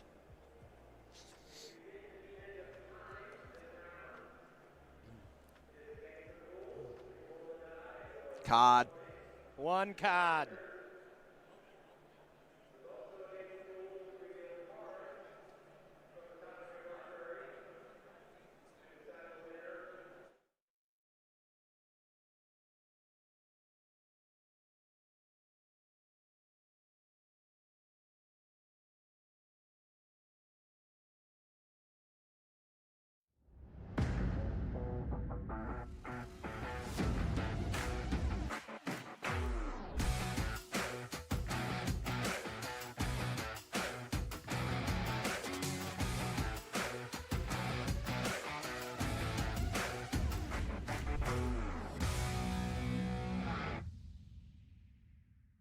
All right, everybody, welcome back to coverage here of Magic the Gathering Spotlight, the Avatar. My name is Corey Baumeister. That's the one and only Jim Davis. We're going to be heading into the 9th and final round here of the day. We are going to figure out exactly who our tournament leader is going to be, or co-tournament leaders. We could have a possibility of 2 9-0s going into tomorrow. But before we get into that, let's talk a little bit about what we're going to be seeing tomorrow as far as the schedule. So, Jim, walk us through this. So day one, here we are. We are here at 9 a.m. sharp. We ran 9 rounds of Swiss, about to do the 9th round right now. And then all players with 18 or more match points. That's 6 wins or better. There are some creative ways to do it with draws, I guess. But make it to day 2, which will be once again 9 a.m. tomorrow, round 10. We'll be doing 6 more rounds of Swiss, and then cutting to a top 8. And those players are playing a single elimination playoff. They're all going to the Pro Tour. Yep. But they'll be playing for a lot of money up top, and of course the trophy. That is a big deal. Top 8 is what these players are going to be after. So let's see the specific players here and check out the standings and see how these players are doing here in the tournament. This is the second page. We're going to take a look at the first, but hey, all these 7-1 players, honestly, everyone on this page is still doing extremely well. But here are our tournament leaders. Robert Cedar, Mason Bodanadeno is going to be the match that we're going to be starting with, and as well as Matt Buckley here on Is It Looting, who we saw a little bit earlier as well, are our 3 leaders of the tournament here, Jim. Yeah, Dimir mid-range deck that, has been around for a really long time, but has not been particularly well-suited to the metagame. It actually has, again, pretty good numbers on the data as far as win rates on Magic Online and some recent events, but seems to have a pretty rough matchup into Is It Lessons. Not Rob Cedar, though, apparently. Yeah. And some of these faster decks, but Rob pacing the field, Simic Ouroboros, and Is It Looting. Not Is It Lessons, Is It Looting. And so it is a deck of a different flavor, but kind of what we expected. We see 4 copies of Lessons on the screen as well. Kind of what we expected as well. Lessons being number 2 deck in the field, One Worlds, of course, and Oliver Tomiko, Nicholas Odenheimer, two great players playing Lessons too. Yeah, and just a bunch of killers on this page here. Jacob Milchman here in 9th place, Max Kowanowski. We have Ryan Bellamy, Jason Yee. Just a ton of phenomenal players here at the top. So we are in for a star-studded top 8 tomorrow. So let's take a look at the second page here. See who else is doing extremely well. We got a quick glimpse of it. But some of the other players that are doing really well, we got Ryan Hayes there at the bottom on Is It Lessons. And, just another good spread of decks as well, Jim. This is great. Dimir Bounce, another Dimir mid-range deck, Teamer Lessons, Sultai Random, Jeskai Control. Format's looking great. A lot of variety among all archetypes, and it's great to see. Yeah, absolutely. So we'll bring it back to the booth. We are going to get this ready. We're going to show you these deck lists here for our 2 players. But it is going to be Dimir midrange versus Simic Ouroboros. We have Robert up against Mason here. We just saw both of these players here in the last round. How do you like the Dimir versus Simic matchup as we look at Robert's deck list here? There's a lot of pressure on Dimir to be able to answer the early plays. Dimir is a deck that it tries to get under you, and once it does, it's almost impossible to get out. But the Simic deck is really good at going very, very fast and deploying a lot of things quickly. Yes. I think these stabs are going to be put in overtime. I think that a lot of the game will simply hinge on whether Rob draws stab in game 1 or not. Yeah. A stab, especially if he loses the die roll. Exactly. A stab game on the play, cool. A game on the draw with no stab, Rob's got a lot of work to do. Yeah, stab is just phenomenal. There's not a lot of great one-mana removal spell. We have stab and then a lot of red cards, a lot of shocks, torches, that kind of thing. So without poor cut down, the world is a little bit tougher place for removal spells for this Dimir deck. So that's Rob's deck. Let's take a look at Mason's deck. And this is the deck of the tournament here so far. Simic Ouroboros looking really strong, and a pretty cool list so far here from Mason. A lot of splashy stuff going on. Yeah, this is taking advantage of the closed deck list on day one. You know, 2 Spider Sense, a couple tutor targets here in Rex Sage and Sentinel of Lost Lore, the 1 Meringue River Regent, 1 Bounce Off, 1 Enduring Curiosity, kind of little surprises here and there to go along with a really streamlined and just proactive show. Yeah, and it's still going to be kind of tricky to play against when it comes to open deck list tomorrow with that many one-ofs and stuff. So really cool deck list here from Mason. But it sounds like our players are ready, so let's head on down for the final match here of the day. We got our 2 8-0 players playing for 9-0. Let's see who's going to take it down. All right, we got Robert on the bottom. We got Mason up top. Let's see, we got Watery Grave to start and a Llanowar Elves. No stab, though, here so far, Jim. Yeah, I mean, step 1 for Rob is win the die roll. You know, step 2 is to draw stab, but maybe not yet. Skipping some steps here. So let's see if there's any kind of interaction. We didn't play a Spyglass Siren, so there's probably something. Let's see if step 1, if there's a cub, and if so, if we can interact profitably. That's the problem, though, is like even killing this, you still get that extra mana boost from the Llanowar. So if Mason has just another cub, looks great. I think I saw, if anything, a spider manifestation. This is what I was saying, where the ability of the Simic deck to really go under what Dimir is doing. You know, like the Dimir deck, it thrives when it's ahead. It struggles when it's behind. It doesn't catch up super well. Yeah. And the Simic deck is just so good at putting things in play quickly. And Mason has been extremely good at having 1-drop, having Badger Mole Cub into using that 2 mana. And that's, well, that's a skill to this deck. If you can do that a lot, your deck looks incredible. Yeah, that's the draw. That is the draw. And now let's see. I see 2 lands and Gene Pollinator in hand, so maybe not so much going on right now. Let's see what else we get. I believe that was the one of Rex Sage. That's not the best right now. That's not so good here now. But get that Curiosity out of the grave or into the graveyard and then back into play if you save it for later. Not bad, huh? Yeah, that doesn't seem like it's the kind of game that Mason wants to be playing. But no, it sure does not. But we do have the card here. We do have Nature's Rhythm coming onto the stack. Untapped trigger on the stat from Spider Manifestation. And Tidebinder could have shut that down and kept that tapped. Decides not to do that, and it's old Badger Mole Cub. That's probably better to counter, huh? Yeah, so getting to, I guess you counter the Earthbend part. The tap ability is also turned off for now. If the Tidebinder were to leave, it would turn back on. So not too shabby. You can float the mana in response at least to get a couple green mana going. But yeah, I mean, that's definitely going to shut off a good chunk of power here from this Badger Mole Cub. And just a pass back. So the question is, how does Rob convey this into forward pressure? Yes. You know, so a little bit of an answer here. That's fine, but now what? Drew a, you know? drew a stab, so it's on now. That's a great draw. Kill the Spider Manifestation. You got the Cub locked down. All of a sudden, Mason doesn't have a ton of gas. Still has that Nature's Rhythm in the yard, which is just such a good card in this deck. I very much undervalued that card when it was originally printed. I'm like, 4 green? So it's just never going to be flashbacked. Yeah, the gobs of green mana that Badger Mole makes, who could have seen that coming? Yeah, that's fair, that's fair. Badger Mole Cub did definitely change the texture of how good that card is. Yeah, so I like that block. You know, just saying, hey, let's keep you off the board. This Badger Mole ain't doing much anyway. Not really any removal in Mason's deck, so whatever. Just make a trade and go from there. Yeah.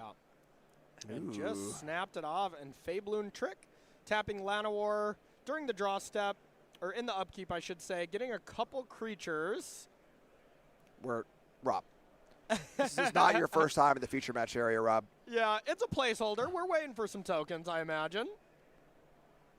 All right, Llanowar Elves. Looks like that is a Rex Sage as well. And then 2 lands, so Pretty sad turn. Do we fire this good old 3-mana 2/1 off? Probably. Yeah, I think that just getting things in play is very, very important. You know, if one of these fairies either turns into a Kaido or we see an Enduring Curiosity start drawing cards, that's when Rob starts to turn the corner and get back into the game.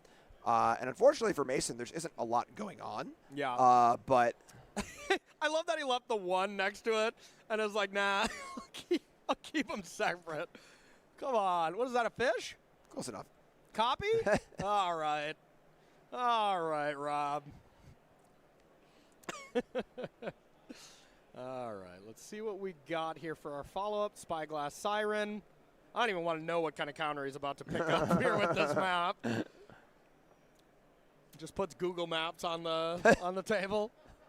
Puts the bat to the yard. Definitely looking for one of the big heavy hitters here. The Kaidos, the Enduring Curiosities.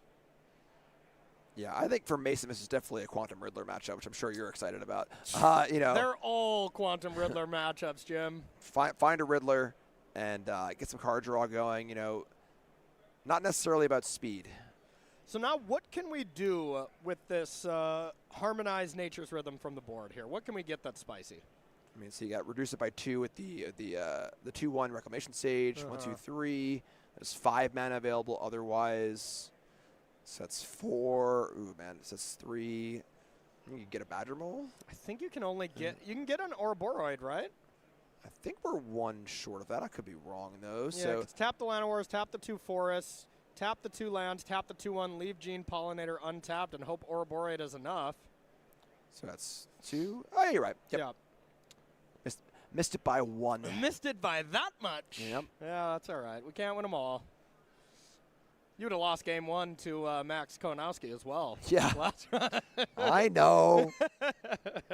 Yeah, not a lot of counter magic in Rob's deck. We have 1 Essence Scatter, 1 Phantom Interference, and that is it. God, if it was an Essence Scatter and you're just putting an Ouroboros into play and you had no way to counter it here, I mean, That'd be nice. that is nice. So now it really comes down to what's that last card in hand for Rob Cedar? If it's not a way to put Ouroboros into the graveyard, believe it or not, when that card sticks around for a couple of turns, you end up winning the game. Honestly, even if it just lives for 1 turn, if it resolves the trigger, makes a bunch of 2/2s, and then gets killed on the next draw step, Yeah. that's still pretty good. It is still pretty good. And wow, Oh, goes for the or that. Curiosity. And then here comes Gene Pollinator. Mason says, "Look at me, Rob. You look at Oh. me. I'm the Curiosity deck now." Yes, if All that right. if that is a bitter triumph or something, what a sick card to get over Ouroboros, you know? Like, Yeah. because you know what that Curiosity is going to do? Probably find an Ouroboros, you know? Like, what a spicy little one-of here. I need to know what's in Rob's hand now to see if that was the correct pick, or if it was just a land and Ouroboros would have been better. Yeah.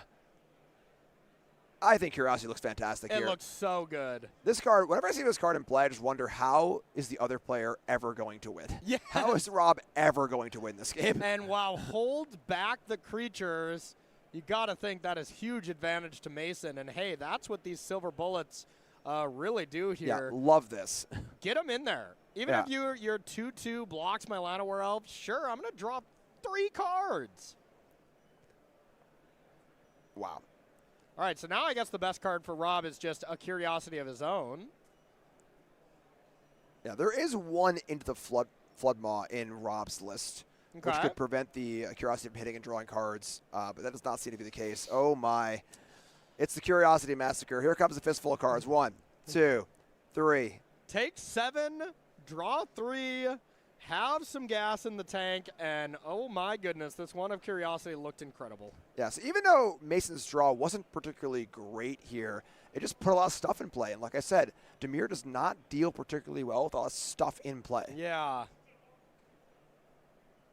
But I'm not going to call this game over. After last round, Rob's in it. It is anybody's game. Yeah, Rob might be advantaged. I don't know. I know Well, nothing anymore. Definitely not, but the game's all not right, over. all right, definitely not. You're right. And Spider Sense in hands for Mason also. Crater Hoof, less exciting, but whatever, who cares? Yeah, Mason's spidey senses are tingling for sure here as I saw Nature's Rhythm. So Nature's Rhythm, untap Spider Manifestation. have a counterspell backup. Rob only has one card in hand, so whatever instant it might be, you just have the ability to counter it, and we could see a Crater Hoof this turn pretty easily. I think that's it. Yeah, it's right there. And there goes Rob for game number 1, and Mason takes it down. All thanks to that curiosity. Hey, maybe Ouroboros would have won as well, but this was way sweeter. I mean, honestly, like that's irrelevant. Yeah. You know, because if there was a Doomblade's kind of effect in hand, I don't know how you actually beat Curiosity there, whereas Ouroboros is super beatable. Yeah, no, really incredible stuff there. Well played by Mason, and kind of shows why he is, well, as talented of a Magic player as he is, to be fresh off a top 8 from the most recent Pro Tour. So, nice job, Mason. Now, taking a look at Rob Cedar's sideboard, we got 2 Annuls, 1 Disdainful Stroke, 2 Duress, 1 Kaito Bane of Nightmares, 1 Negate, 1 Strategic Betrayal, 1 Stab, 1 Spell Pierce, 1 Soul Guide Lantern, 1 Shoot the Sheriff, 1 the Unagi of Kyoshi Island, and 2 0-point Ballad. Man, Rob's making me work for this with all these 1-ofs, huh? Yeah, I know, right? Yeah, so the last one there, very, very important. 0-point Ballad is a sweeper, and the only way Rob really has to come back in a game like that, you know, mop up multiple things. So 0-point Ballad is huge. And then just removal spells, Shoot the Sheriff, Stab. Strategic Betrayal, probably not. You know, it is a removal spell, but it is pretty poor as far as targeting goes.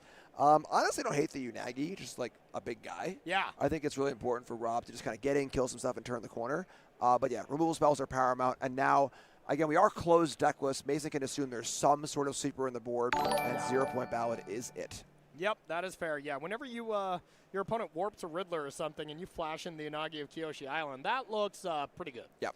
Pretty strong. So, other side, we got 1 Bossing Say, 1 Keen-Eyed Curator, 3 Melstrider's Resolve, 1 Paw Patch Formation, 2 Scrap Shooters, 2 Soul Guide Lanterns, 1 Spider Sense, 2 Sirach Elusive Hunter, and 2 Vivian Reed. Sirach's great. Yeah. I think that what Mason wants to do here is kind of be a little bit less of a Crater Hoof deck. Would not be surprised to see Crater Hoof come out of a deck, you know, and be a little more of a kind of stompy on the board sort of deck.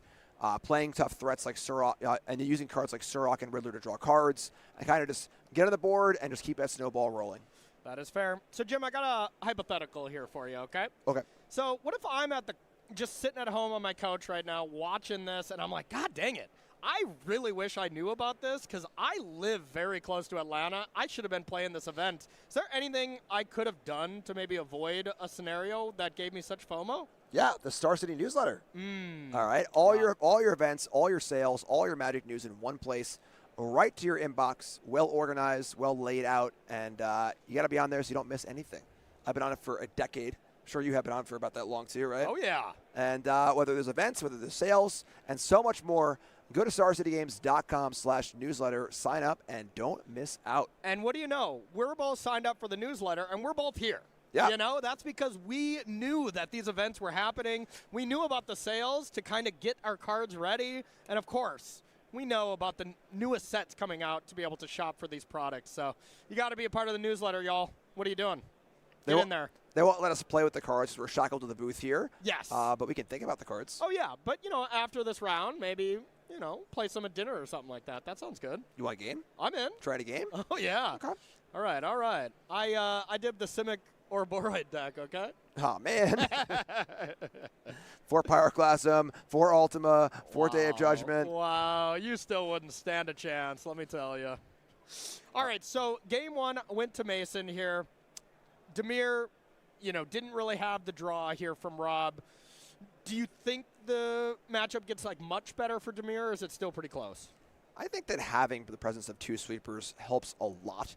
I think there's a lot of game states where without the sweepers, Demir cannot win. Yeah. Like, even that last game, like, Rob got on the board with a token or 2, but Mason had so many things in play. It's just really, really hard to come back from that. Yeah, that is fair. So, while these players get ready to go, we're going to take a live look in here. And, okay, we are doing it. Max looks wildly ahead, so he's in a lot of trouble. Yeah. Don't curse poor Max. All right. Max like a nice guy you ever met, all right? The nicest guy. Not close, yeah. All right, so we have Max Konowski, who just lost that heartbreaker against Rob here last round, up against Nicholas Odenheimer, who last year locked up a heck of a prize winning the Spotlight Series. Got a case of every standard set that just ran out. at the end of last year. That was his bonus prize. So that's brutal. When you get a case of every single set and then you got to go back to not getting a case. Yeah, really sounds awful. Yeah. But Isn't Lessons mirror, it looks like, but Nick is playing the Storm Chase's talent version. Max is not. Who do you like in that matchup? Yeah, I got it better for Max. You know, there's just so many stray removal spells flying around that, like, there's plenty of things to kill these otters with, you know, especially in game ones, where Nicholas's removal spells, it's Grand, and that is it. So there's going to be way too many. That being said, there is a lot of looting in the deck to kind of clean things up. Yeah. But I would think that not having the talent will be better. But in the games, you know, the good talent draws are still quite good. Yeah, absolutely. Still a powerful card, and when you want to turn the corner maybe a little faster, a talent can definitely help you do that. But I would think with the artist talent already leveled up to 2, you got a second one there as well, plus a monument. Does look like Max is pretty advantaged here so far. And it looks like Burst Lightning with 2 triggers on the stack. Discard. Nicholas loses 3. Grand's heading to the yard, and that's a pretty cool alt-art Grand, I must say. Poor Grand. Yeah.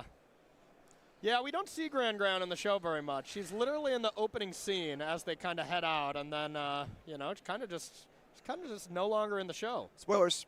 Yeah, come on, it's episode 1. Come on, yeah, bro. but you just said she's not in the show. So you just told me for the rest of the show, I'll never see a Grand. Unlike this tournament where I'm guaranteed to see more Grand. Dang it, you got me there. Checkmate. So if you're a Grand fan, this is the place to be. Yeah, absolutely. Or episode 1 of the Avatar: The Last Airbender. All right, so Grand heads to the yard. We are casting Ancestral Recall. We're not doing any looting, it looks like, for Max, and draw 3 cards. And got to think, like, this is game 1. I bet this is a grindy matchup that they could easily be worried about the clock a little bit. Yeah, both players taking a lot of game actions also. Yeah, the most game actions. Looks like they are debating something like, wow, did you draw all 4 recalls, Max? Must be nice. I bet that's what Nicholas is talking about. And all right, hey, second monument coming down. A little bit of looting, no value. But does still have that treasure available. I knew this monument card was going to go somewhere. Yeah. When you read the card, you know, during Aether Drift preview season, it's like, this card just got some pretty potent text box on there. Yeah, I remember for that Pro Tour, Matt Nass tried Monument. It just wasn't quite good enough, so he played this other domain deck where he just, ended up winning the Pro Tour. So not so bad, but then got to redeem himself and play Monument at Worlds and created that deck that Seth ended up winning with.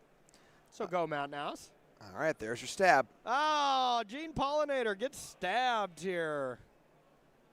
Cecil coming down. Have you ever seen Cecil flip, like once in your life? Yeah. Oh. Feel like I haven't. For sure. Okay. Looks like another stab off the top. Maybe you should leave him alone, let him do his thing instead of killing him. I guess so. I'm a Cecil hater. So I like this from Mason. Shockland on turn 1 on tap. Mason plays the Pollinator instead of a Llanowar. Yep. That eats the stab. Now double Llanowar on turn 2. Yep. Llanowar itself, a lot better, where if you go Llanowar, it gets stabbed, and then you play Gene Pollinator and Llanowar, you stab the other Llanowar, and now this Gene Pollinator kind of does nothing. So you always want to be starting with the Gene Pollinator. 90% of the time. In the face of a stab. Yes. Well, stab number 2. All right. All right. You know, I think that the amount of stabs that that Robert draws is going to be very, very important to winning this match. Yeah, and we don't have that many more stabs here left on the deck, so looking really good. And here is just a Bossing Sang. Yeah, wait, what? You can't do that. Yep. So Sorcerer Speed on the Bossing Say, and the Llanowar Elves is tapped in the upkeep. Yep. And it also would have Earthbended 2, right? Not 1. But that's pretty telling that Mason does not have anything to play this turn. Oh, my. Yeah. That is devastating. Yeah, I know Mason has Multiversal Passage and a Forest and one other card in hand, so Mason's draw this game might not be so great, even if those Llanowar and Gene Pollinators were to be alive. Yeah, this is about as perfect as you can get from Rob's side too. You know, 2 cheap threats. You know, killing a dork or 2, tapping a dork or 2 with Drowner's great. Yeah, no kidding. Bunch of knives and some solid creatures. All right, there is Ouroboros, so not so bad. And Paw Patch formation here to probably just draw a card and get a food. Yeah, But now Ouroboros is online. potentially online. Potentially. It is able to be cast. Yeah, Rob's got a lot of mana up and a lot of potential waste through that. Even something as simple as Tide Binding it, totally fine. Yeah.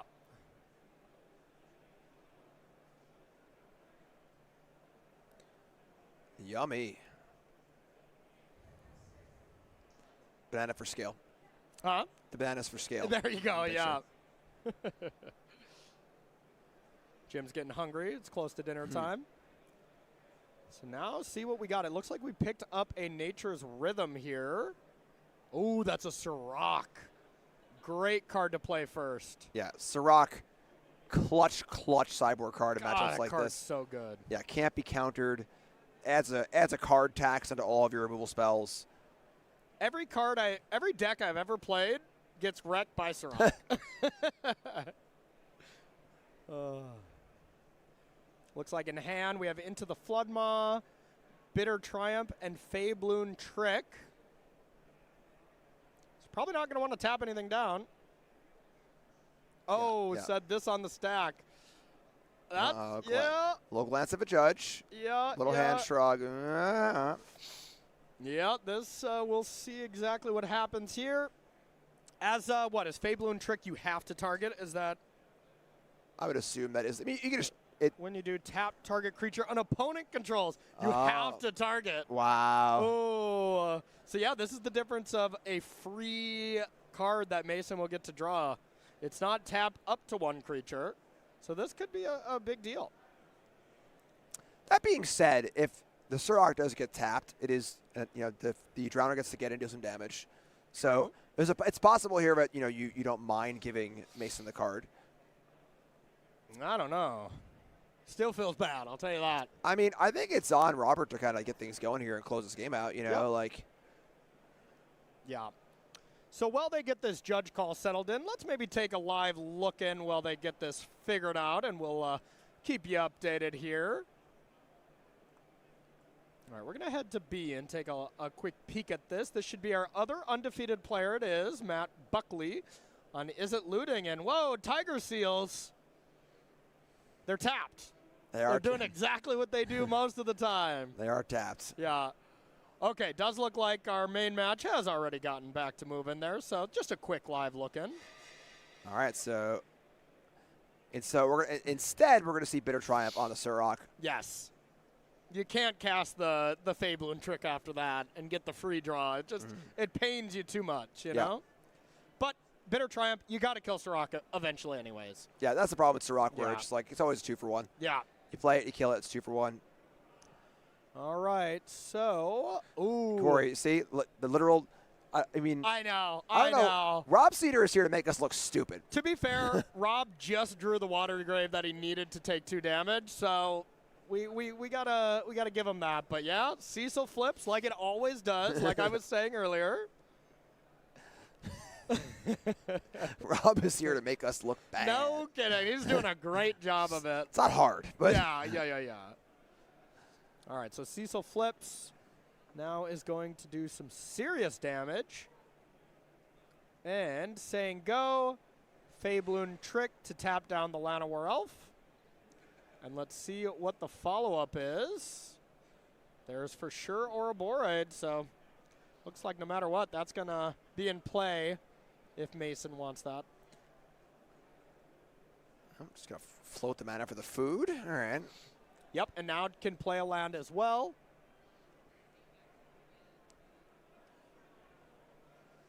Yeah, the naked Ouroboros is is getting floodmawed. Goodbye Ouroboros. Hello fairies. Hello Floodpit Drowner. Hello Cecil. Yeah, gotta love it. Gotta love it. And just looking like Rob is able to take this one down and get a third game ready to go. Listen, we're not calling any game over. That is true. Corey, That is true. Rob is in the business of making us look bad. He'll lose this game just to make us look bad. Yeah, you know, he'll take us down with them. Yeah. But looking great here, of course. Yeah, this game has gone totally to script for Rob. Yeah. A couple removal spells. Do not let Mason get under you. Get some threats in play. Fire off a kill spell or two. Close the game out. Yeah, all right. I mean, if anything is going to happen where Mason can get back into this game, it begins with Badger Mole Cub. Badger. So now we're going to have access to 6 mana. Now, if we do get, let's say, another Badger Mole Cub into play, now we're talking. Yeah, this could be just Ouroboros with counterspell backup. Yeah. I mean, there are some flyers. Mason's at 5. Still has time. We do have some reachers as well. Looks like there's Spider Manifestation. So if you play Spider Manifestation plus Ouroboros, you know, it's not so bad. I think I like this leaving up the spider sets. I think so. Yeah, I think so too, because the Animate of Soulstone Sanctuary plus counter a removal spell, you know, isn't lethal. It is very close. I mean, it's close. I don't know. Like yeah. the 4/4 Paladin is pretty well sized into this board. Yeah, this might be a situation where Mason has to be like, if you have anything, I lose, and I just have to go for it and get a third blocker here. Yeah, I think I agree. But I could see holding back being correct, because The thing is, what do your blocks look like then? So yeah, because here's the thing is, like, if it's stab, no matter what, it's the same amount of blockers, and the counterspell kind of doesn't matter. So, ooh, that's a tough one. You can spider sense the ability. you can. Yeah. Ooh, oh, look at this! You can web sling the Llanowar to get another blocker. Sick. I assume this is on the end step, right? No, this is in combat. Oh, sure, okay. Yeah, this is in combat. So. Wow. So yeah, counter should be on. Llanowar should not get a. Oh, this was before combat. That must have been how Mason or how Rob said it. Well, that's really, really weird, because Yeah. I don't really see the reason to tap before the end step. No, agreed. None of these creatures are getting into combat. Yeah, you just let the counters go, and end step you Drowner here. Then you counter the spider sensibility, and then there's only 2 blockers. So I think that was a big misstep there from Rob. Yeah. It's kind of spot where, like, you know, typically you're used to casting Drowner in combat. Just, combat, tap your guy, sure. But in this case, you want Mason to attack. Yeah, attack. I'm at 13. Go ahead, attack. I'll tap something else, you know? Yeah. And now animate, but that is 3 blockers. This is still only 4. And now, as far as I can see, we're going to have an Ouroboros that's untapped and a Badger Mole Cub that can probably live through combat.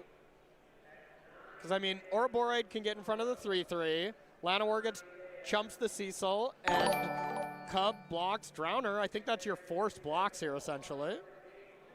Yeah. Also, you just want to lose.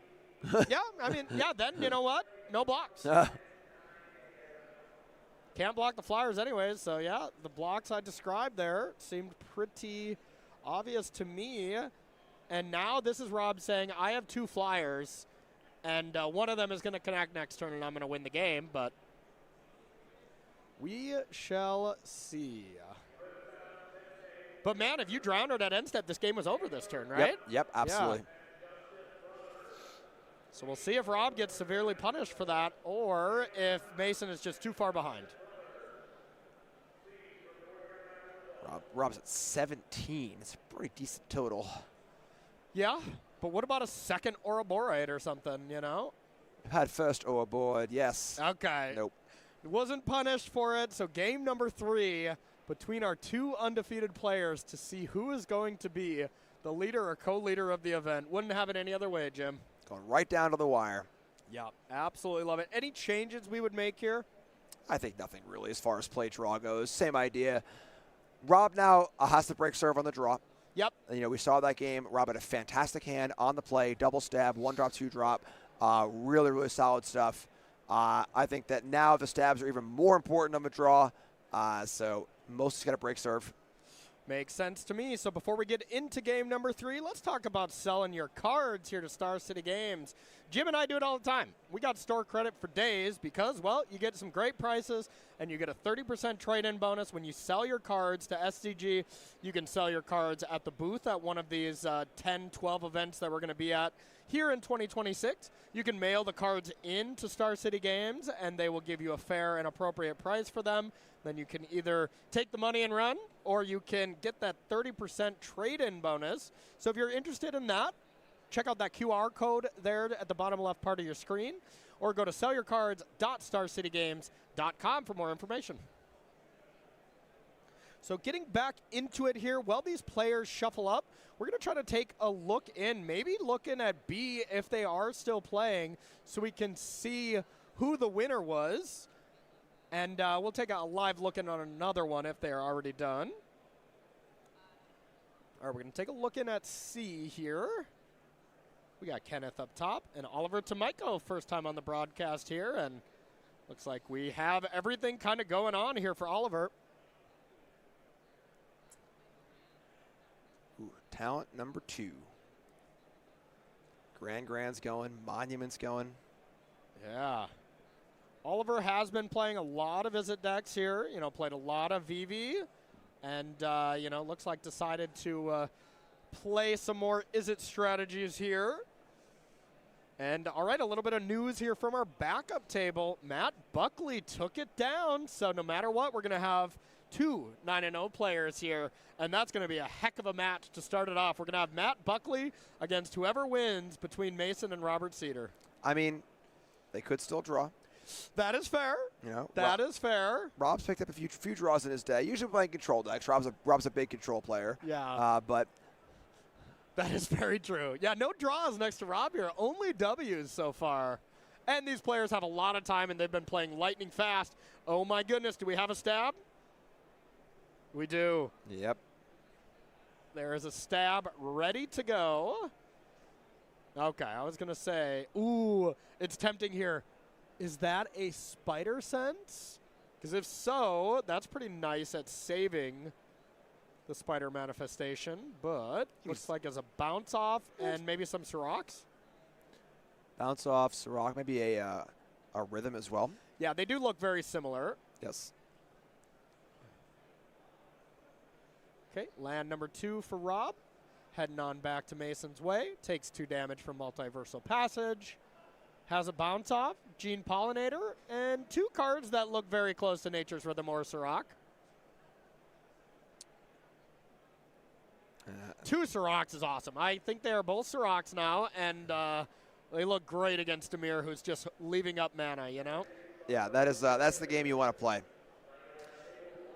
Flood Pit's Drowner, and oh, no, Rob has Essence Scatter. Oh man. Feels so bad. Feels so bad. Feel like any creature you play, it is getting scattered. Hi, Siroc. Yeah, so gonna drown this time in response to the Siroc. The problem is Drowner doesn't really have any attacks here. Yeah. And looks like we have a Shoot the Sheriff right now. So, you are probably incentivized if you're Rob to wait till Mason's end step and then kill this. But there is only one other Siroc, so the odds that you would have both of them here are pretty slim, but Mason could also have a Spider Sense or some kind of counterspell where if you target Siroc, they draw a card, and then they counter it. It feels terrible. So this play is not going to work out for Rob, but it's hard to not do that, You got to kill the Siroc. You got to, kill the Siroc, getting damage. The problem, I think the real wrench there was the Essence Scatter in Rob's hand. Yeah. Where taking down Essence Scatter for a turn kind of stinks, but Siroc is very, very powerful. Second copy in hand for Mason, Rob can't know about that. And we're not going to see it just yet. Hey, maybe it is Nature's Rhythm. They are very similar as far as how they look, so it could have been one of each. And that would make sense. Otherwise, you just drop another Siroc, you would think, right? Maybe not. Seems pretty nice. If you do this play, you do get to get some mana creatures, and you get to hold up Bounce Off to save Siroc next turn, so that could be nice as well.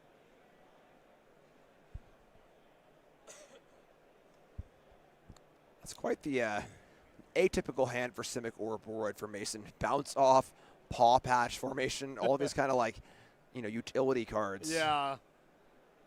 There's Gene Pollinator. Yeah, third Gene Pollinator is also not really what you want to draw in this matchup. Ooh, not really.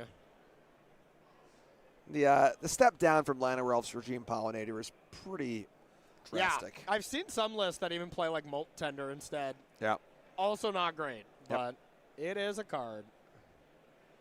Tidebinder coming down. Mason did not fall for it and attack into the open mana. Just honestly, Mason has played some great Magic. We've seen Mason on camera a lot, and they have just been kind of dominating.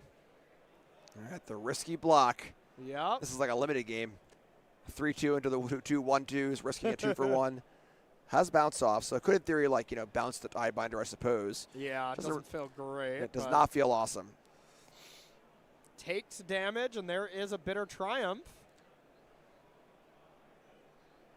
And bounce off on the Tidebinder. So this is pretty good in the sense that it forced Rob to use a premium kill spell on probably the worst creature in the entire deck. Yeah. So not too shabby. And looks like we're still doing some stuff. Paw patch to more than likely draw a card and get a food. Not the desired mode when you board this card in typically. Yeah. But Mason just playing clean Magic there. Could have drawn a Spider Sense there in response, so might as well give yourself an out to do so. Mason needs some gas. Yeah. All right. If Mason wants to be 9-0 of his tournament, I think they got to be Quantum Riddler time. It's got to be Nature's Rhythm, right? Because Sirach, you just would have been jamming. Oh, for sure. Yeah, so now it's the turn. Is it time for Nature's Rhythm for 4? Okay. This is for 4. This could be for Simic or a Boroid. Nice Essence Scatter, Rob. Yes. Oh, my God. Ouroboros looks like it's going to hit the battlefield. I think it's Enduring Curiosity again. Oh, you might be right. Like, I think Curiosity just looks so phenomenal. It does look better right now. I mean, we don't know if there's a removal spell in hand, but Curiosity does look incredible on this battlefield. You might be right. The thing is, it's kind of similar where, there's just a bunch of little guys in play, kind of like Rob often has. And then once they become Ophidians, things can dramatically change. Yeah, no kidding. Let's put Ophidian up on the screen for anyone not born in the 90s. I was born in the 80s, thank you very much. Oh, sorry. 90s kids. Man. How are your knees? Rough shape? They exist. Okay. I mean, better than mine. They're working. Yeah, I guess that's true, right? Enduring Curiosity is the pick, and it looks awesome. Now, the one thing that Rob does have going for him is if we can kill the Curiosity, you can Tidebinder the trigger to come back. That is true. And Yeah. that is definitely probably why Mason thought so long there, is because 5 mana is the exact amount to do that. Yeah. Fire of a removal spell on the Curiosity, Tidebind the return trigger. But I don't think we have it. Pay 0. Draw a card. That'd be pretty good underneath a cauldron, huh? Yeah, scroll. I don't know how that works anymore, I'll tell you that. Yeah, I would imagine it would have all the text and therefore just be the same thing. But Well, I mean, it does work better than Scroll Thief does, I suppose. So yeah. All right, let's see what we got here. we could just see a flashback on this rhythm, right?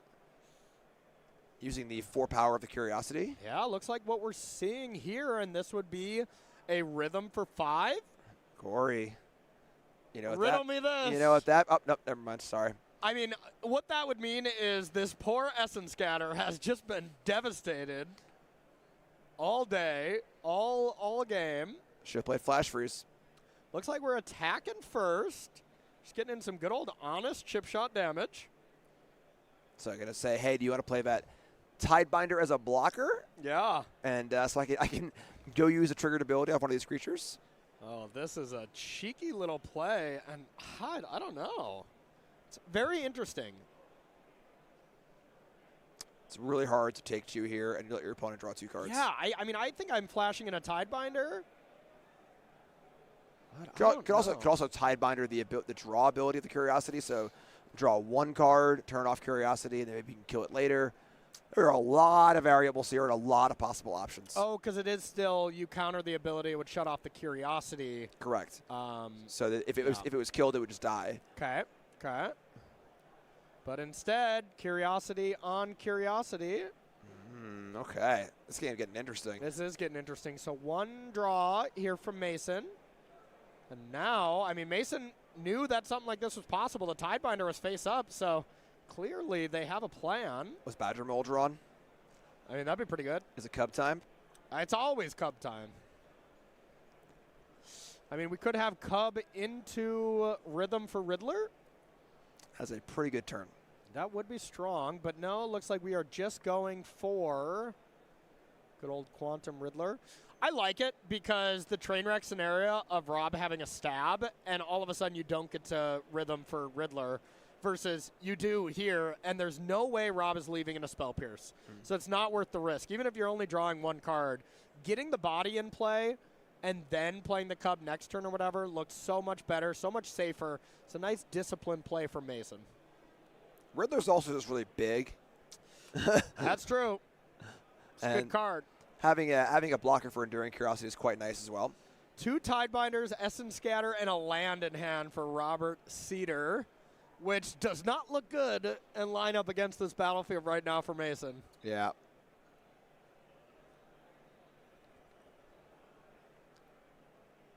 Mason has played very well in all of his camera games. And he's been on camera a lot. Yeah, I don't know how he's playing off camera. Yes. Probably very well also, given he's 8-0. But I would think so.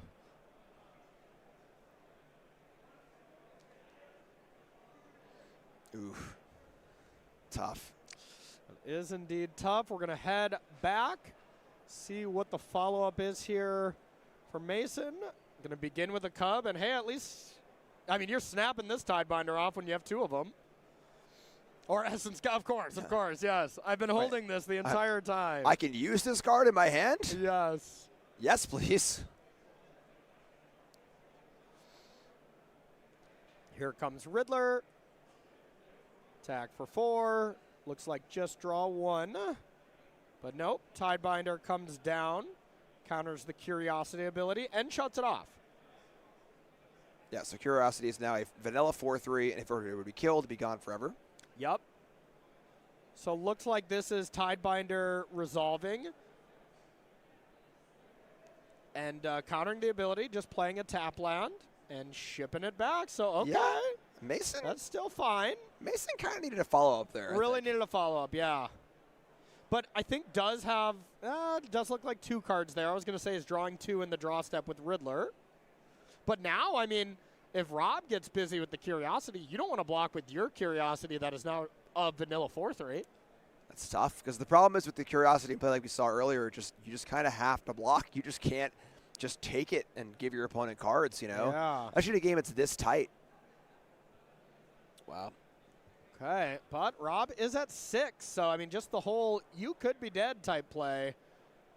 Now, how does it work if you block the Tidebinder? What do you mean? Well, like, will it lose the ability and still come back? Probably not, right? I would assume they would both die at the same time. I would think so too, but I am not 100%.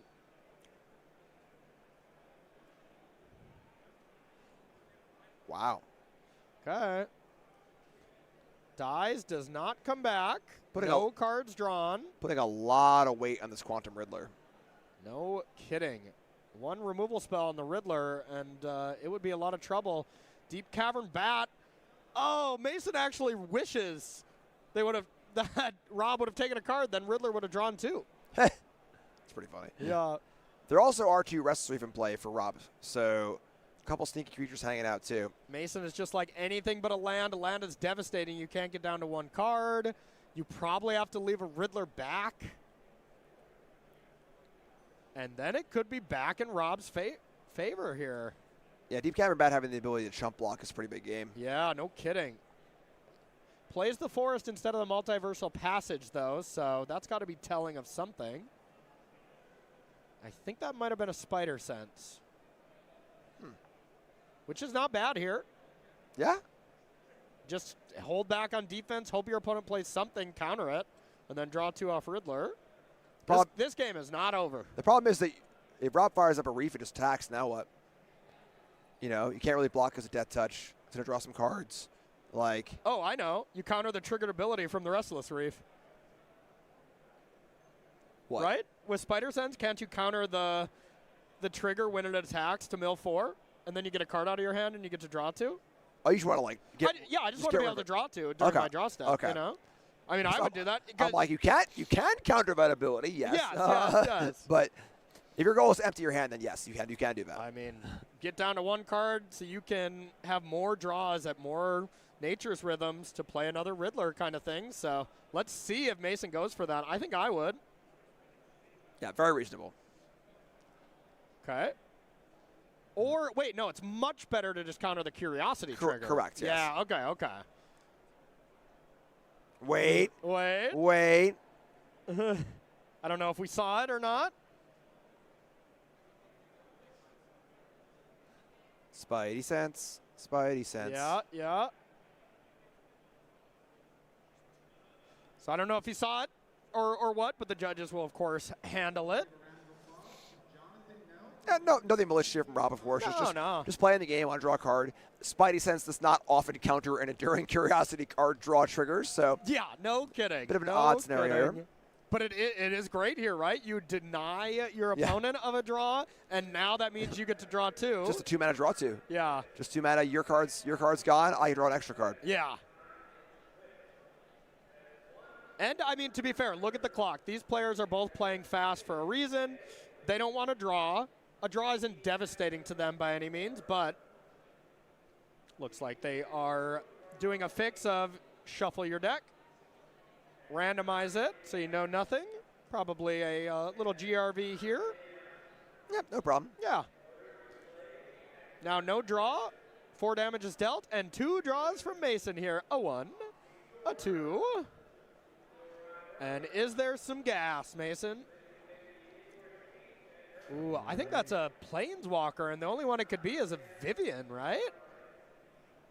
That is the only... Vivian Reed. There you go. Wow, okay. Coming on down. Now you kind of are incentivized to kill that bat. I guess if you find Badgermole Cub or something, that looks pretty good too. Hello. So you found it. You had the choice between Ouroborite, but you're incentivized to play this so that you can draw 2 cards again. Yep.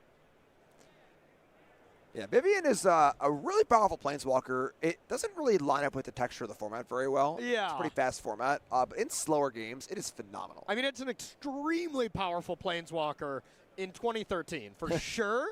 It is a decent Planeswalker now. I mean, in the right sort of texture of a game, it's great. Oh, yeah. Kill a Riddler? Gets huge, draws cards, kills flyers, disenchants. I mean, this card used to be a format-defining Planeswalker, though, in these green-based mid-range deck back in the day. But here, it's looking amazing. I mean, just masterfully played from Mason here, I gotta say.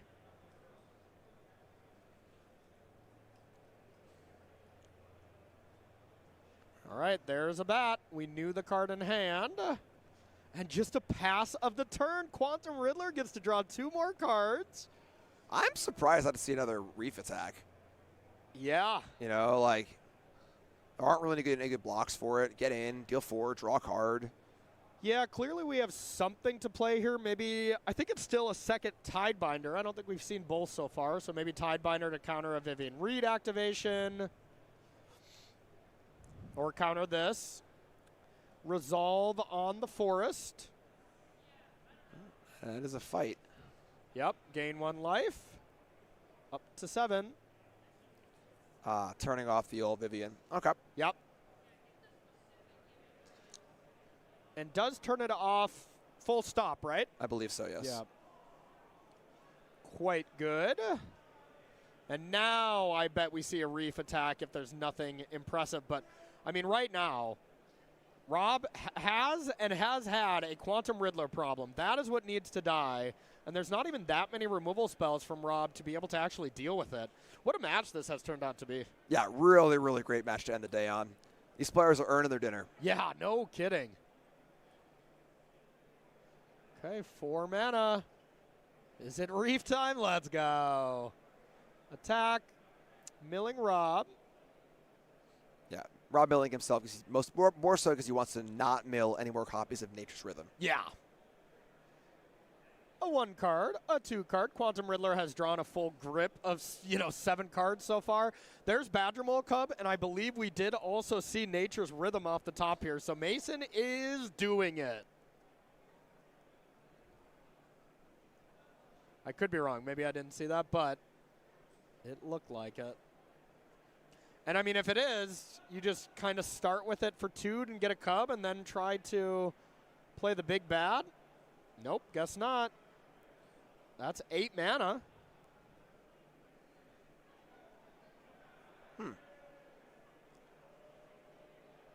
Got the 1 Meringue River Regent. Yeah, you're playing right into a possible Spell Pierce, though, so I bet that is what Mason is thinking, like, what's the point? I can't imagine Spell Pierce is still I can't either. I can't either. Gotta play around it, though. Yeah, why not? I think Get another Riddler. What are you going to do? Getting second Riddler's pretty safe, right? I believe there's only 1 card in hand, so. Yeah. Go get another 4/6, draw 3 cards. Yeah. How bad can it go? Vivian Reed is shut off for anyone not remembering. Tidebinder did target that, but Quantum Riddler, you said it pretty early on this game, too. Be like, yeah, this is going to be a Quantum Riddler game, and it sure has been. Yep. Draw 3, actually. Jeez. Yeah. Yep. And the hits keep on coming. Yep. There's a Llanowar. Let's see if we have another land to play. Yep, haven't played a land this turn. Can we get 0-point Ballad up? Take a little look at that one. That one costs some life, right? How about this Riddler drawing 4? Oh, my God. All right. Corey's levitating. Oh, my goodness. This card is so good. Yeah, does 0-point Ballad actually do anything? Toughness X or less. Oh, right. Okay, this is not the pay life one. I'm sorry. Yeah. So, I mean, honestly, if we go land, 0-point Ballad, kill all the creatures. At this point, it's too late. Yeah, I think that might be in hand, though. Too many cards have been drawn. Yeah. That also frees up the Vivian, too. Yeah. Yeah, it is definitely pointing. It's in hand, though. And we have the land, so we can kill all the Riddlers. And then you do get to put your own Riddler into play, right? Yeah. And you have a Curiosity that comes back. I think this is an attack first. Oh, you don't want to attack with that Curiosity, though, right? Why not? Because if it... Oh, it's going to die regardless. Right, yeah, never mind. Okay. You get a little lifelink in. Curiosity doesn't die. And then 0-point Ballad. Rob's going to lose 6 life. Going to get a Quantum Riddler back. I'll take that. Thank you very much. Of course, the issue is that there's like 6 new cards in hand for Mason. Oh, yeah. And the Vivian can even kill the Quantum Riddler. Can kill the Quantum Riddler, and if we can just, I don't know, play a Boss Sing Se, the game's over. Or, Nature's Rhythm for some hasty threat. There's a plethora of things that can happen to win the game straight up. Cub number 1, flashback the Rhythm, Earthbend on the land once again, and then Vivian negative to Quantum Riddler should mean Mason is going to be advancing to 9-0.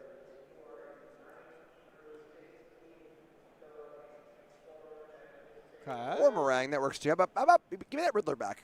Yeah. Riddler back to my hand, please. Thank you. But, I mean, it was just, wasn't there still a Nature's Rhythm in the board? Okay. Quick fake out. Maybe there wasn't one in the board. Maybe we already flashed that back. But I would think that would have been lethal this turn, right? I thought there was one still in there, but yeah.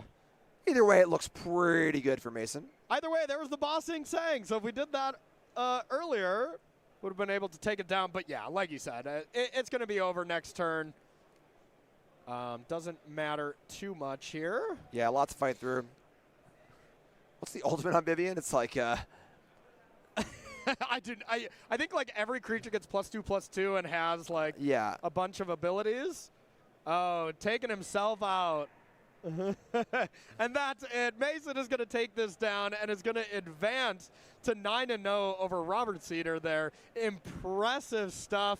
Mason played out of his mind.